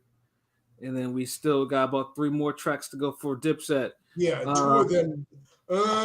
Get out of here! Like Bout It Part 3. Get this shit out of here. I like Bout It. I'll give it a Bout It out of here. Wow, dude. Honestly, this was one of those songs that I usually skipped, but the rare times I would listen to it, it was always like cool to me. It was like, It was always that Master P got all the hats on that. I didn't really like it. Like this shit is a. But I didn't like it.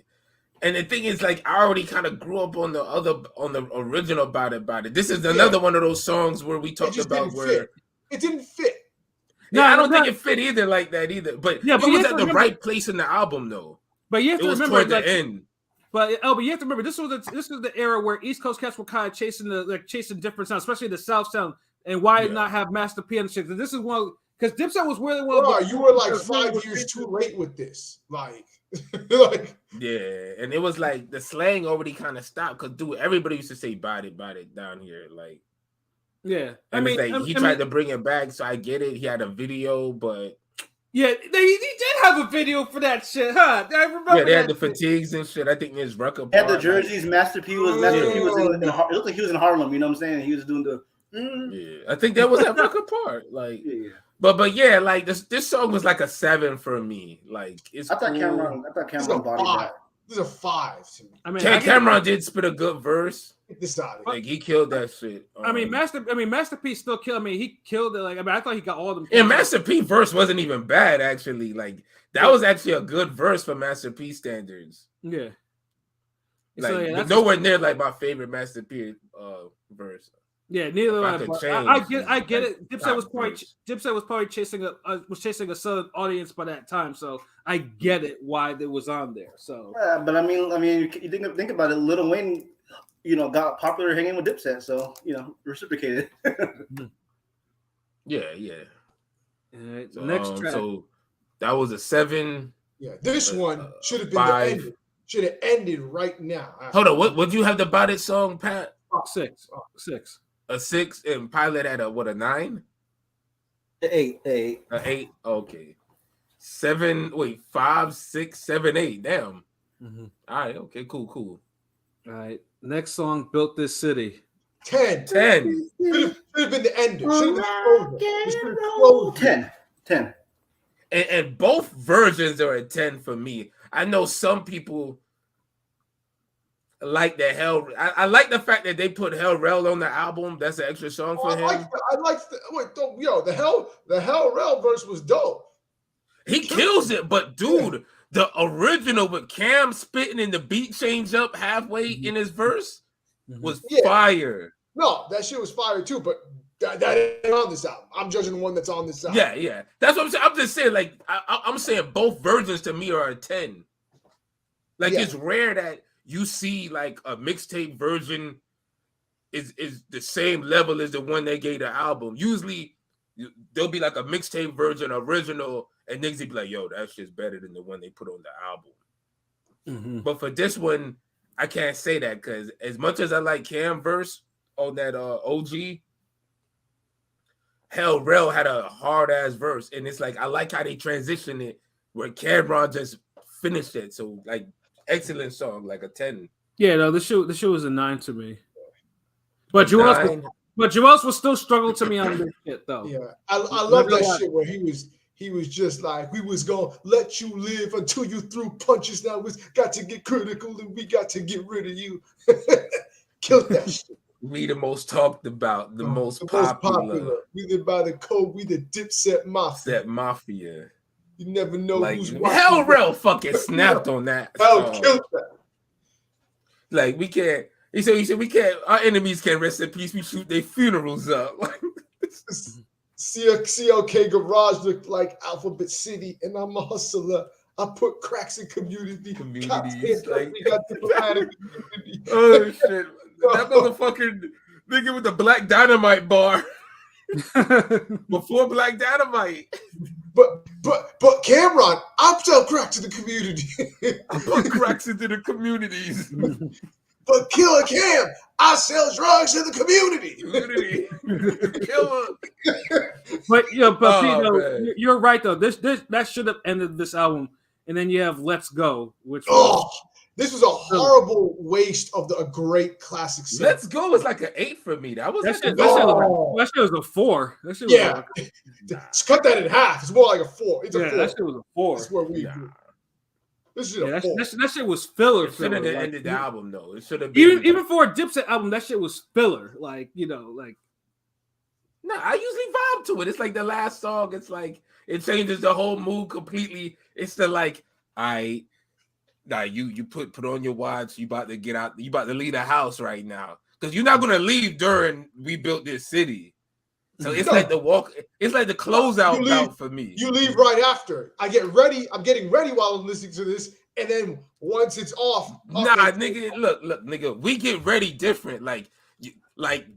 You already halfway. Like you're finished ready by the time Hell Rail part come through, so you can rap Hell Rail and Cam part. Mm-hmm. So you're already done. But you know what I mean. You just doing. You turning off the lights. See when the last song come on, the Marvin Gaye joint, you turning off the lights. You putting the cologne on a little bit, whatever. Like you doing all the little 2-minute bullshit before you leave the room. That's what I'm saying. Like you ain't trying to do that through damn Built This City. Built This City, you gotta rap Hell Rail part, nigga. You can't just start doing cologne and shit and you know what I mean? Like this nigga, he combing his hair like, hold on, this truck look like Arabic City. Like, no, motherfucker, chill. Leave that for the last song. Like, that's all I'm saying. So that's a vibe I look at it from. I hear you. I would have taken it out though. But no, I feel you on that. Like, I don't disagree, you know.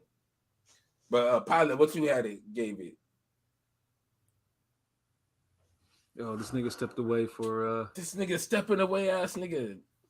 Stepper kick. Like, dude, I'm gonna have this nigga like in the cartoon and he gonna be fighting a nigga and his superpower gonna be step away.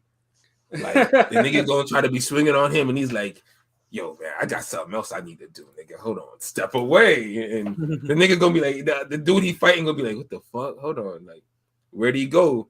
And then he's gonna be like down the street smoking. Oh, okay, I gonna have everybody else fighting, and they're like, "Yo, where this nigga Pilot at, son? Like, why am I fighting 3 niggas? Like, wait, yo, where the fuck is Pilot, son? Like, Pilot either went to the bathroom or into his animals or something. Step away, step away, like."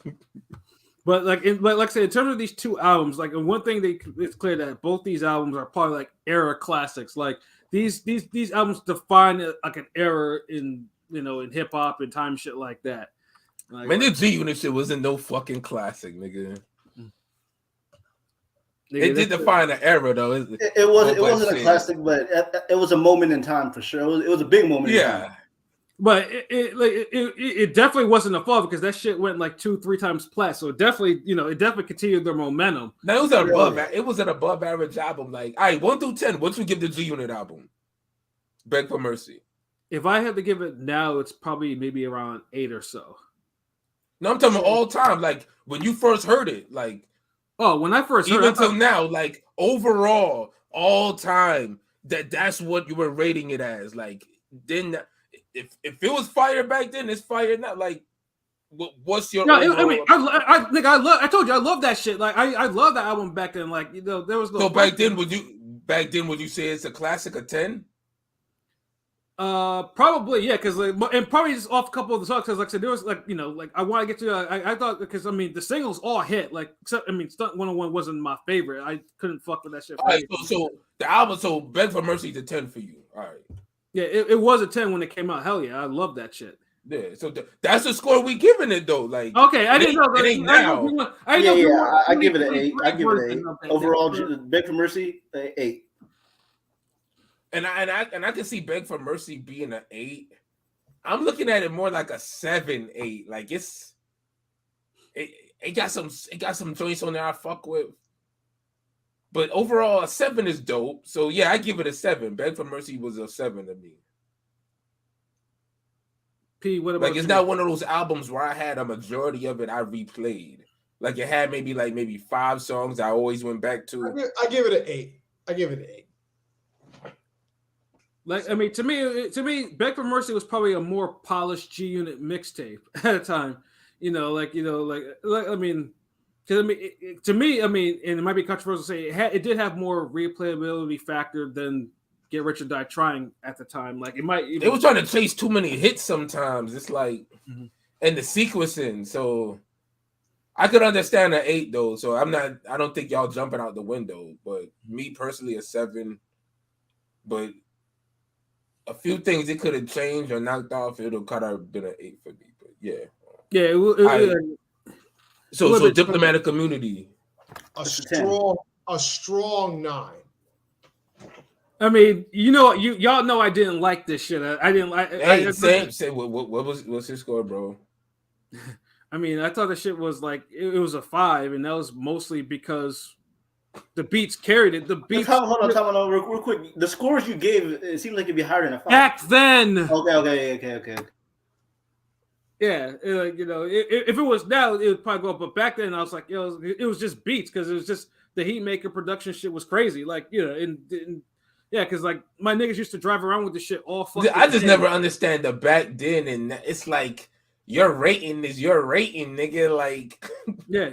It's mine because, like I said, because I wasn't a fan of the Dipset. Right? I wasn't a fan of Dipset. Like, and you still not a fan of them. So that's the thing. That's what I guess pilots not understanding. Because I'm like, no. I mean, like I saw a quote about like, a Barry White album in the '70s. We don't say it aged bad, but for rap music, that's. I know the tweet. I see that tweet. Yeah, like, it's the same.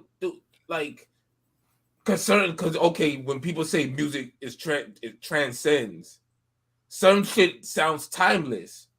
Like a lot of G Unit music, like that era, like that music, it defines an era, but some of the songs, like about 50% of that shit ain't timeless. Would you say for the Diplomatic Community, did it usher in or kind of popularize the soul samples? The Chipmunks Fed Up soul samples? No, the Kanye shit did. Kanye did. Nah, it did started. It started. Because I think College Dropout came after, right? If I'm not mistaken. College Dropout came out after Diplomatic. Yeah, but it definitely started it, but it didn't.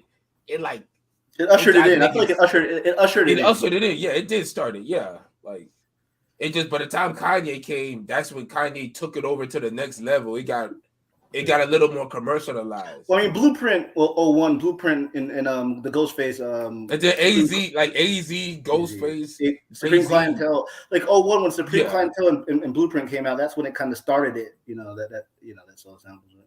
Yeah, especially Supreme Clientele. Absolutely with that one. That one and Blueprint. Yeah, absolutely. That and Blueprint. Absolutely with the soul samples. Heatmakers just made it. Heatmakers just made it like. And then Project Pat came out around. I think was it 02? And laying the SmackDown that had some damn shoes. It had some soulful shit. But the funny thing about it too is like these albums are like their groups, like both groups' high points because their next. I mean, well, DI. I haven't listened to DI 2. I listened to a couple of tracks from it. And then, that shit was still fire. It just wasn't the classic. This one was. So we got 2 10s, a 9, and a 5. Yeah, that seems about right. So King P. So when the album first came out, what was it? It was still a 9. Yeah, it was basically a strong 9. Pilot, when this first came out, it was a 10 for you.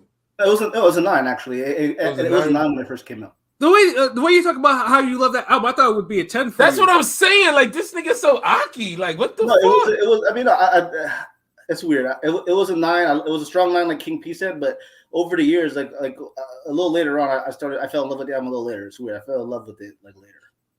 It was weird.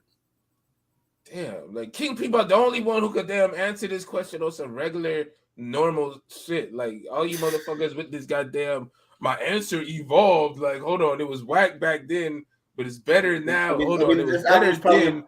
It's better now. Probably, like this album's probably my top 5 or 10 most listened in my lifetime now. You know what I'm saying? Like in my lifetime, that's probably. God damn it, that's a 9. But you asked me when it first dropped. When it first drops.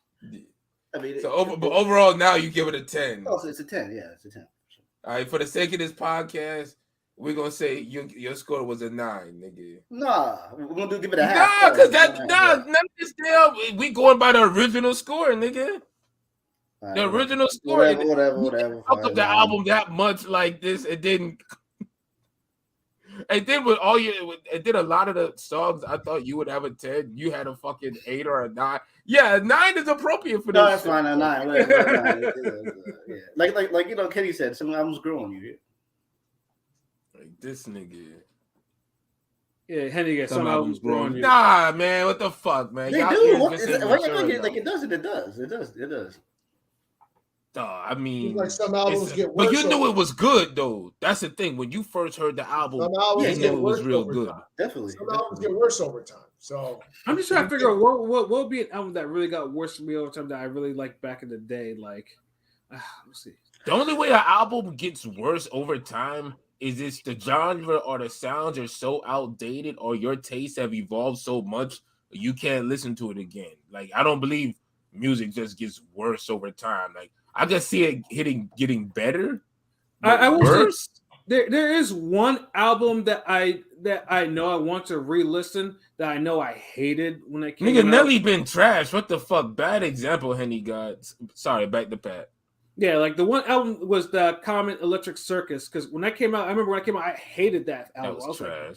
But then I was like, I was still young. I was still young-minded in that shit. So I was like, but then someone was talking to me about that shit, and I was like, you should give it another re-listen. Maybe something might change. But like, all right, maybe I might throw it in this to see, because when I first heard, I thought Common was doing too much. Yeah, that was a very what's the word to use for that was a very fucking experimental ass album. It was a very that's an Umi Says album. Zooty. It was a very Zooty album. Like, it was a very Badu album. That's what it was. Yeah, that was some green matcha tea bullshit album drink. Yeah, and someone actually mentioned Nellyville. See, the funny thing about Nelly too is like Nelly was probably one of the top 3 sellers in the 2000s, but that nigga does not get any mention like that. And I mean, there's reasons why. I mean, even Jay said it. Only dudes moving units, M, Pimp Juice, and us. So yeah, Nelly was. I mean, honestly, one of my biggest mistakes was buying fucking Country Grammar. Like, I bought that shit. I have the actual CD and everything like that. My little 7th grade girlfriend got it when I was in 8th grade. She bought me the album. I'll never forget it. I like some of the songs on the album, but yeah, that's an album actually where I feel like it kind of isn't as good as it was. No, it did Country because I think I got sucked in by the lead single. Like, it was always trash. That novelty bullshit ass gobbledygook rap that nigga had. Yeah. Gobbledygook. But this nigga said gobbledygook. Yeah, no, but Nelly, but motherfuckers used to fuck like Nelly was like, well, Pat, why don't you love Nelly? Like, because I mean, Fletcher got me, but then the other songs were just kind of like, nah, like EI, Ride With Me, Bad. Oh, the Bad Rap, I did love the fucking video though, because he had hoes in that video. You know what I mean? But he only had a couple songs I like from him: the Rock the Bite remix and Number One. Yeah, KRS. Yeah, that's what KRS One made himself look like a fucking fool. Honestly, I'd rather listen to Murphy Lee than Nelly. Tell you the truth. Yeah.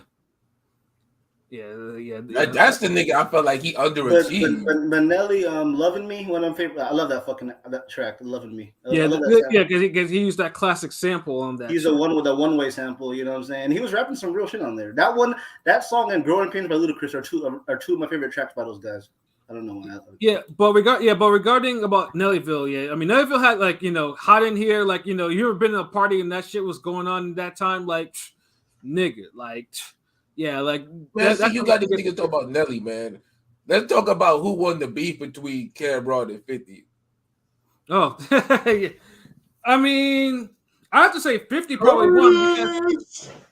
Because 50 made Jim Jones turn disloyal as shit. Like 50 won that shit. Like, no, I'm talking about the music, nigga. Fuck all that shit. Curtis was a way better song And that shit him and Buck did. Go on to DJ Curtis. You ain't. Yeah, I mean, Cam's in my top 3, but they get my fucking pool in the back, and the little pool kind of ruined it for me.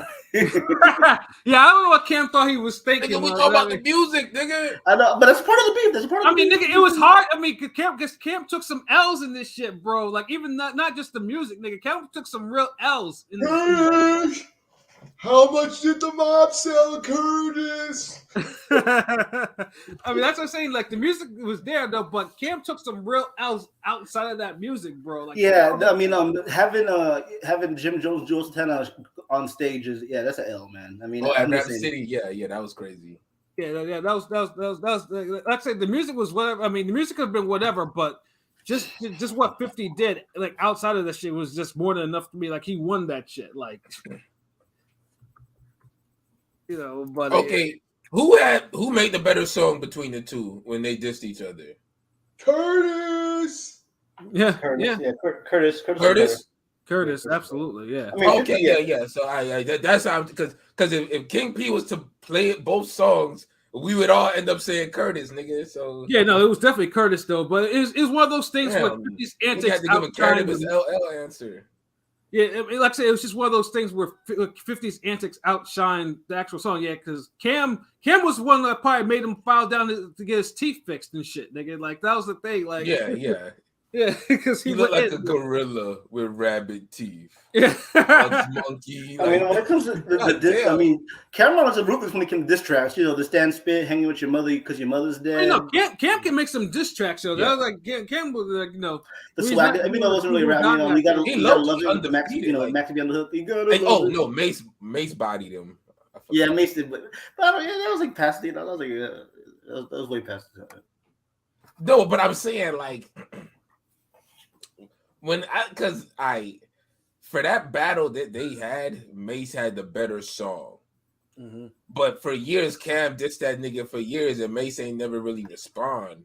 Yeah. So when he did the Oracle, the Oracle, he the Oracle. It was like the Oracle was like a Kamehameha, or like a Yu Yu Hakusho like spirit bomb. This nigga stored up for like 15 years. No, he was in my chamber for 15 years. So now when you look at the overall battle, Mace's one song is pretty much better than all of Cam's disses.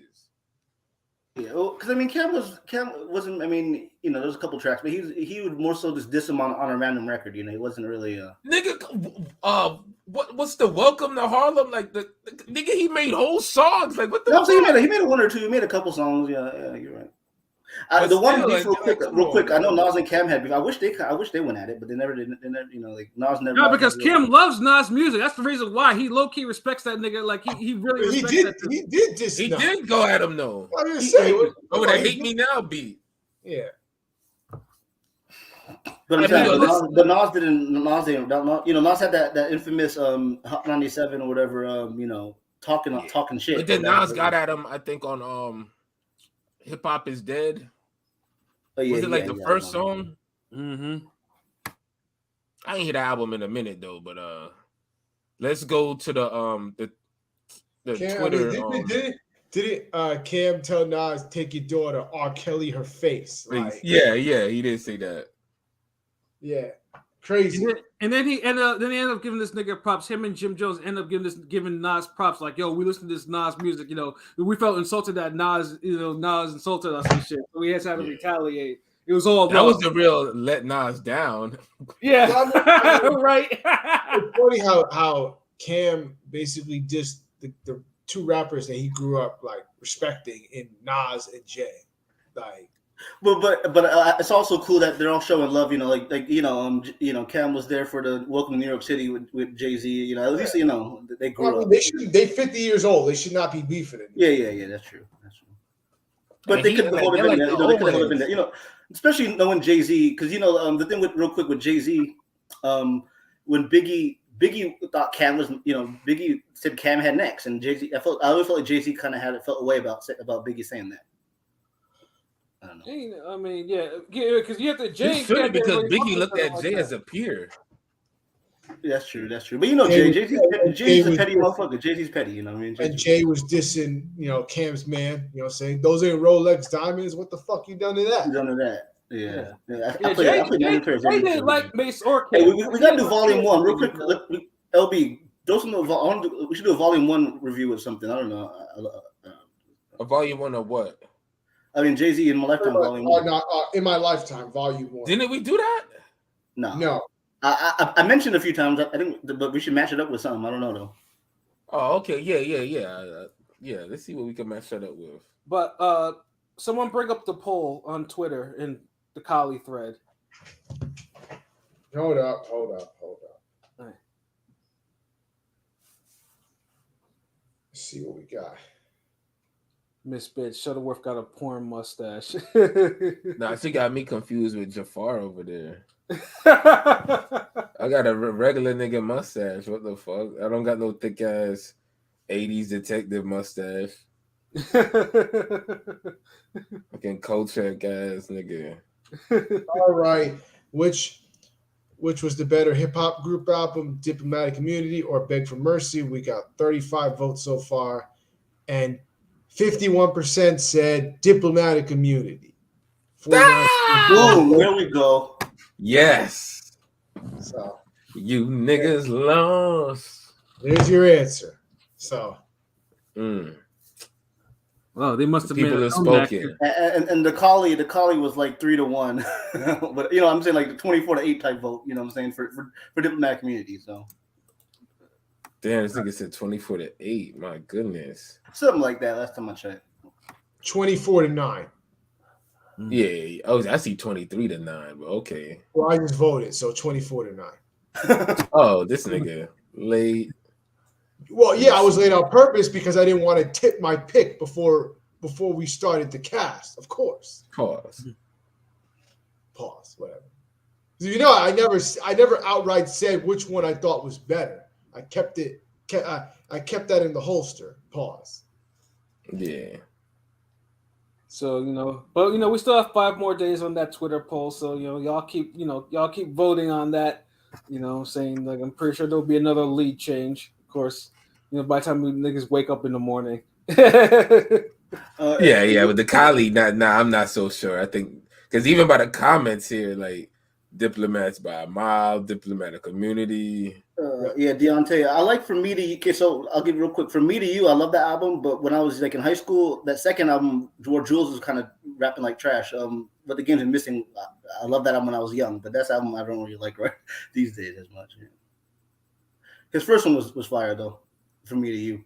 I mean, I will say that. Jules had this, the star quality shit like that, but so once that nigga got hooked on that lean, that was. I feel like he was neck and neck with Wayne at one point. Him and Wayne were kind of just like for next, but he just kind of fucked that up a little bit. I mean, Wayne lived up to a potential. I mean, I never fuck with Wayne, but he lived up to a potential. Joel's kind of flamed out, and last time we saw him, like nigga, it has no teeth and everything like that. Like like motherfuckers like. Yeah, he fucked up. And now he's on Love and Hip Hop and shit like that. Going through that's what he does now. Like he fucked up all his momentum. Jim Jones had to carry that group. Once he fell out with Cameron, shit like that. Had to carry it, and then but Jim Jones ain't no rapper like that. I cannot listen to Jim Jones like. Yeah, everybody's talking about Jim Jones got better now. I'm like, too late, nigga. Like.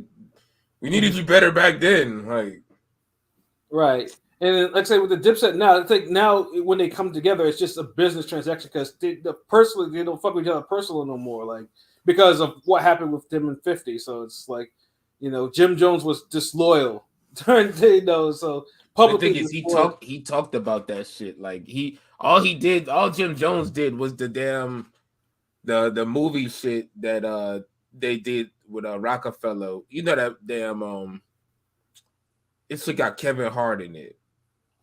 Oh, The Death of a Dynasty. Yeah. But like I said, it looked great. Monkeys, what it do? But then but the optics was it just looked crazy that he was actually doing it. And when 50 was in the middle of feuding with Cam, so it looked like his man wasn't loyal. So that's Because remember that live that Cam did on IG, and he had like 2 hours, and he told like from the very beginning like all that shit about Jim Jones and how him and Mace taught this nigga how to rap and all that shit, and he explained all that shit that went into balling and everything, like and the songs, and so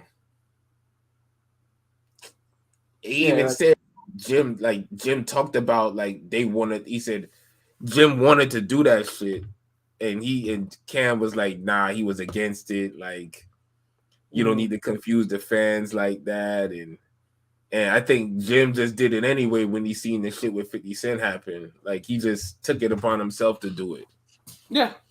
And that fucked the whole shit up now. In fact, 50 fucked up his own group and the Dipset group. Like that's the funny shit. This nigga's like, yeah, you know, G Unit. Like the second album, you know, Young Buck was feuding over because this nigga had money problems, and 50's whole ass released that phone call, recorded a phone tap that nigga, and then this nigga was crying and shit, like, you know. And then this nigga said G Unit featuring Young Buck. Like that shit was so polarizing. Like that was some of the pettiest shit I ever seen in my life. I was like, yo, that's like. And the album, and then that group, I'll even defend that. That shit was like trash. I was like, yeah, no, I'm good on that album. Like, and then Game and 50. I mean, Game and Buck had that song. Dissing 50 and them. Yeah, and because after G Unit fell, like Game at least extended his 15 minutes, because Game actually was putting out like fire albums to me, like outside of once he got outside of G Unit umbrella, that nigga's albums were fire to me. Like I don't think Buck just ain't been mainstream. Like Game still kind of stayed more higher level. Yeah, because Game, I mean, the whole thing is Game wanted to work with more rappers outside of the G Unit umbrella. You know, 50 was very insular. 50 was like, fuck everybody that's not down with me, you know. So yeah, I feel like 50 played a huge role in the ascension of New York, you know, New York rap. I mean, you know, yeah, clearly, obviously, it's a known issue. It's a known thing. I mean, not really. I would say that. But then 50 again, he played because 50's music eventually. We talked about obviously 50's music didn't evolve. He was feuding with his group. He was feuding with his members of his group. So it's just like he kind of low key brought on himself. He never collabed. He always beefed with the people coming. He was beefing with everybody coming up to get his buzz. You know, I don't know. Right? It worked. It worked for him. We're gonna watch the show tonight, right? So it worked. Yeah. And now, of course, he's like, yeah, Gino was a mistake. He doesn't talk about them. He bashes Lloyd Banks publicly. Young Buck, he doesn't talk about. Yeah, I don't even know if he's even. Well, I do agree real quick. I do agree with his Lloyd Banks being kind of lazy and not putting himself out there. Said he's still cool with 50 because he talked about it on one of the flag. Yeah. I mean, they did come up. I know they came up together, but it was just like, you know. But yeah, it's just like. That shouldn't, and of course now Lloyd Banks is now what niggas would call like a rapping ass nigga. Like he stays on the underground. Like he died himself all the way to fuck. Just dropped the new album yesterday. Yeah, he did. Yeah, I mean Lloyd Banks got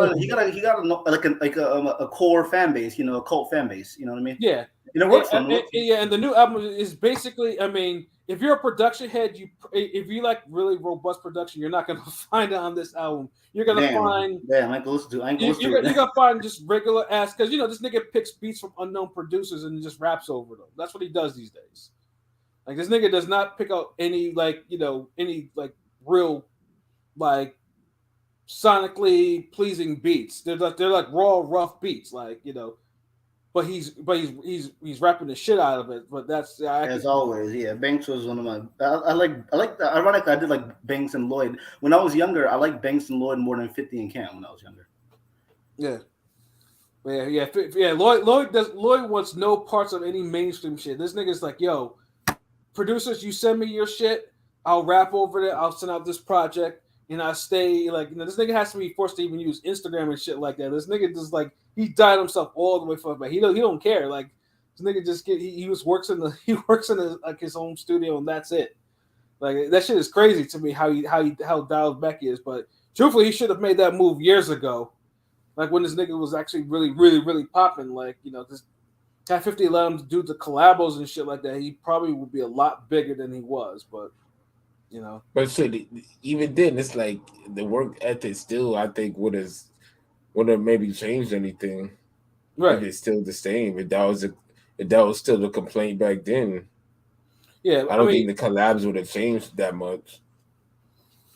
Yeah, but I mean, it does seem like Lloyd does have a work ethic these days because he puts out stuff. It's not like he's waiting forever in a day. He's putting out stuff. It's just now it's just like, you know, it's rapidy rap shit. As niggas would probably want to call that shit because this niggas, you know, he's barring up like crazy. That's what he does. Like there's no hooks, no fancy hooks, sing-song hooks, none of that shit, bro. That's what he does now. You know, but yeah, like I said, you know, Beg for Mercy and Diplomatic Immunity. Like I said, it's a good like I said, error. It was just an error in time, and like of course it will never be duplicated again. I don't, not in this era. Like shit, once in a lifetime. Yeah, you know. So, but you know, it was good going down memory lane again, for better or for worse, for both those albums and shit like that. So yeah, this, you know. Which one are we doing next? Because I know, because I don't know, LB. Do we have like? Because I know we have 3 others. Like I don't know if we're just picking which one internally, or you have a specific order you actually want to do these shit. I gotta look at them again. Let me see. Let me go into the messages. I'm thugging it. I'm thugging it.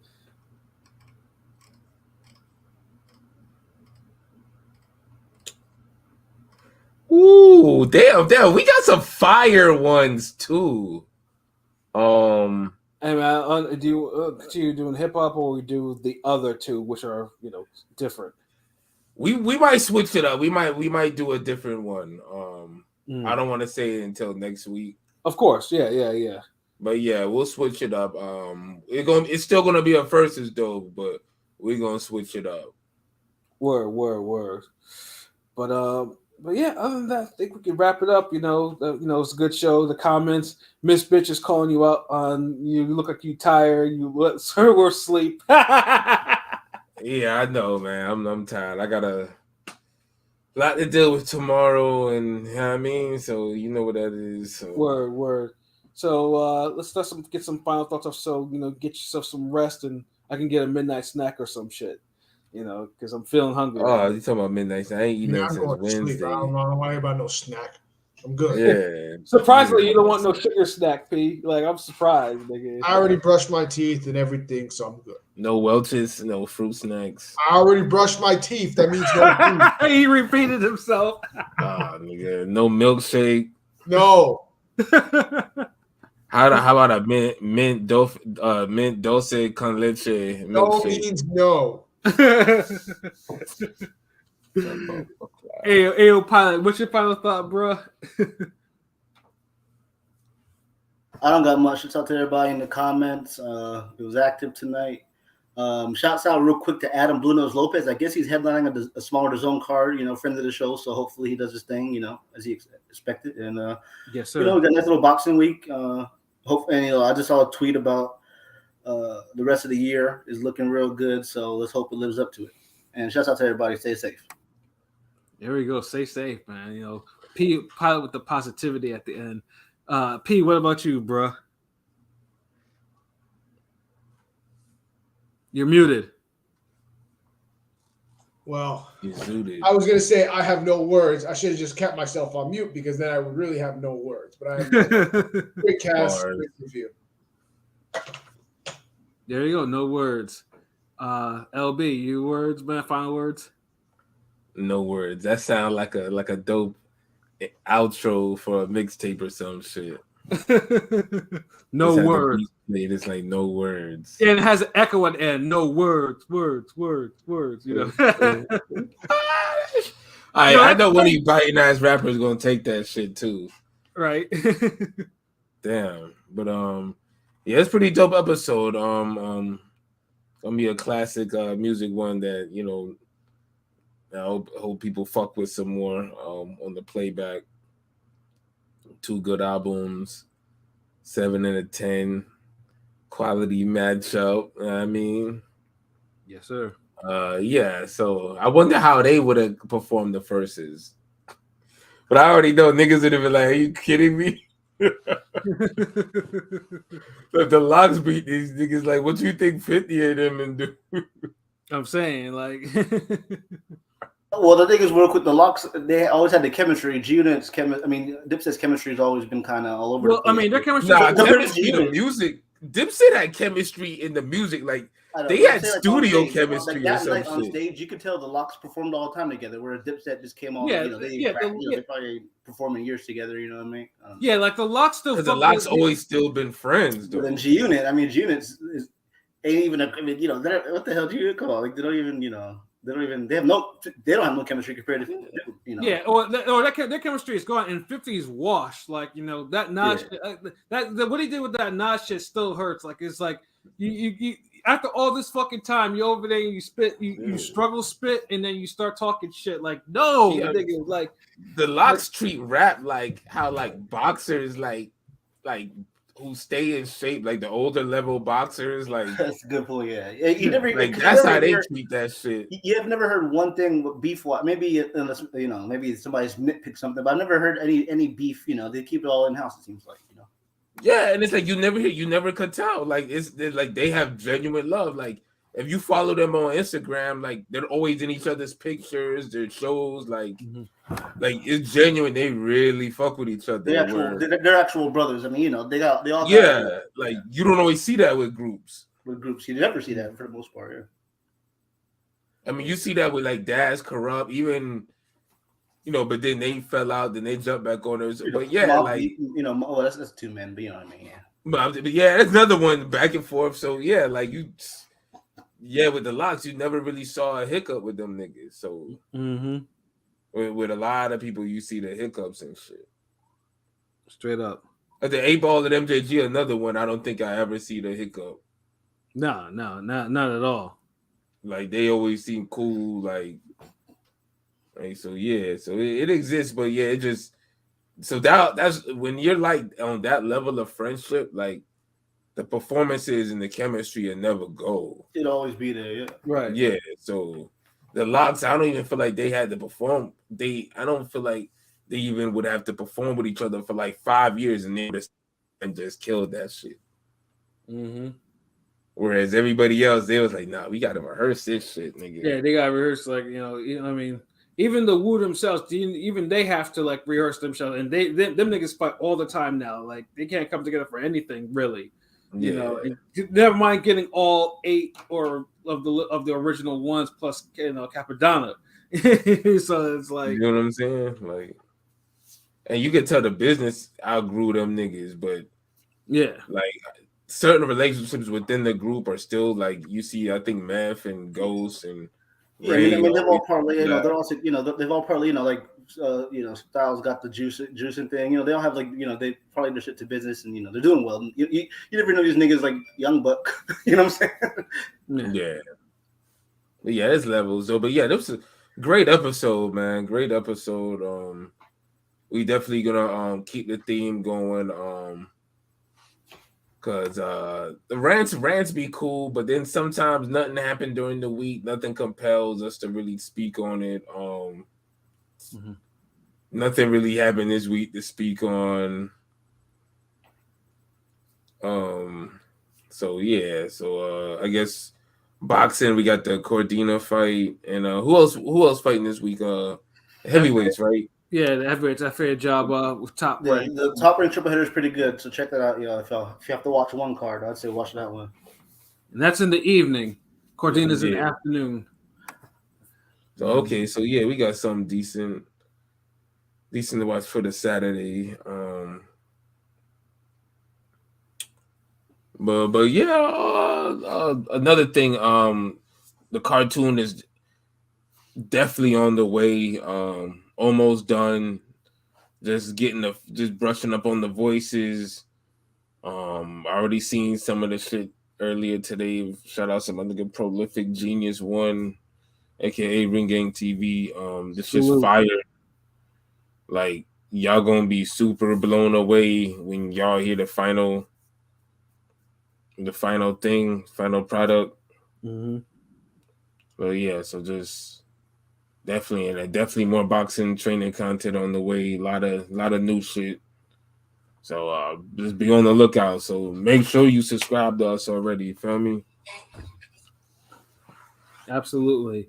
And then Deontay Jones, I'm not gonna hide, bro. I'm on the podcast, so ain't no hiding. Like, so after Sunday, like after the Eagles go in there, we win and we go into the bye week to heal up and shit, nigga. You're gonna hear. Hold on, wait.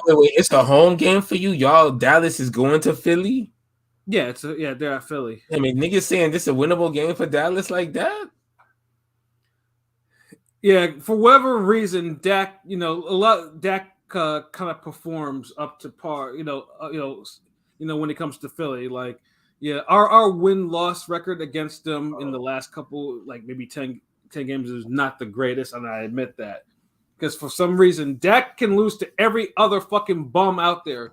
But when it comes to Philly, I feel like Dak plays good against shitty teams like my Rams, but like other than the Eagles, against the elites, they'll lose. But for some reason, the Eagles. No, he has a good win-loss percentage against the Eagles, which is the thing that it's like Tony Romo that used to get his ass handed to him by the Eagles, like Dak, he has a good win-loss, and that's the shit that irks me, So it's like. But we should beat them, because like the Cowboys aren't that sharp. Like they lost to the fucking Cardinals. Like they should lose. Like we should beat them, but any given fucking Sunday.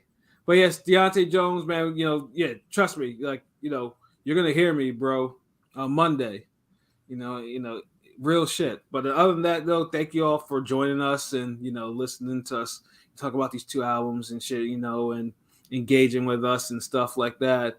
And yeah, man, don't forget, man, we have everything, just type in Ring Gang Radio on Google, take you to our website and especially our YouTube and everything like that. So yeah, subscribe, just make sure you listen and, like, and, tell your friends about us, and then we could all be friends. And I know you see that banner with our PayPal, if we feel a little generous and hospitable, to donate towards the cause, because said we do the shit for y'all. But yeah, no. Other than that, that is about it. So for myself, Pat Scorpio, the New England representative, for LB Shuttleworth, the God, the GOAT artist, for King P, Bodega P, and for Conscious Pilot, this has been another wonderful episode of Real Talk. Where as always, if shit's real, we talk about it. So until next time, peace. Peace.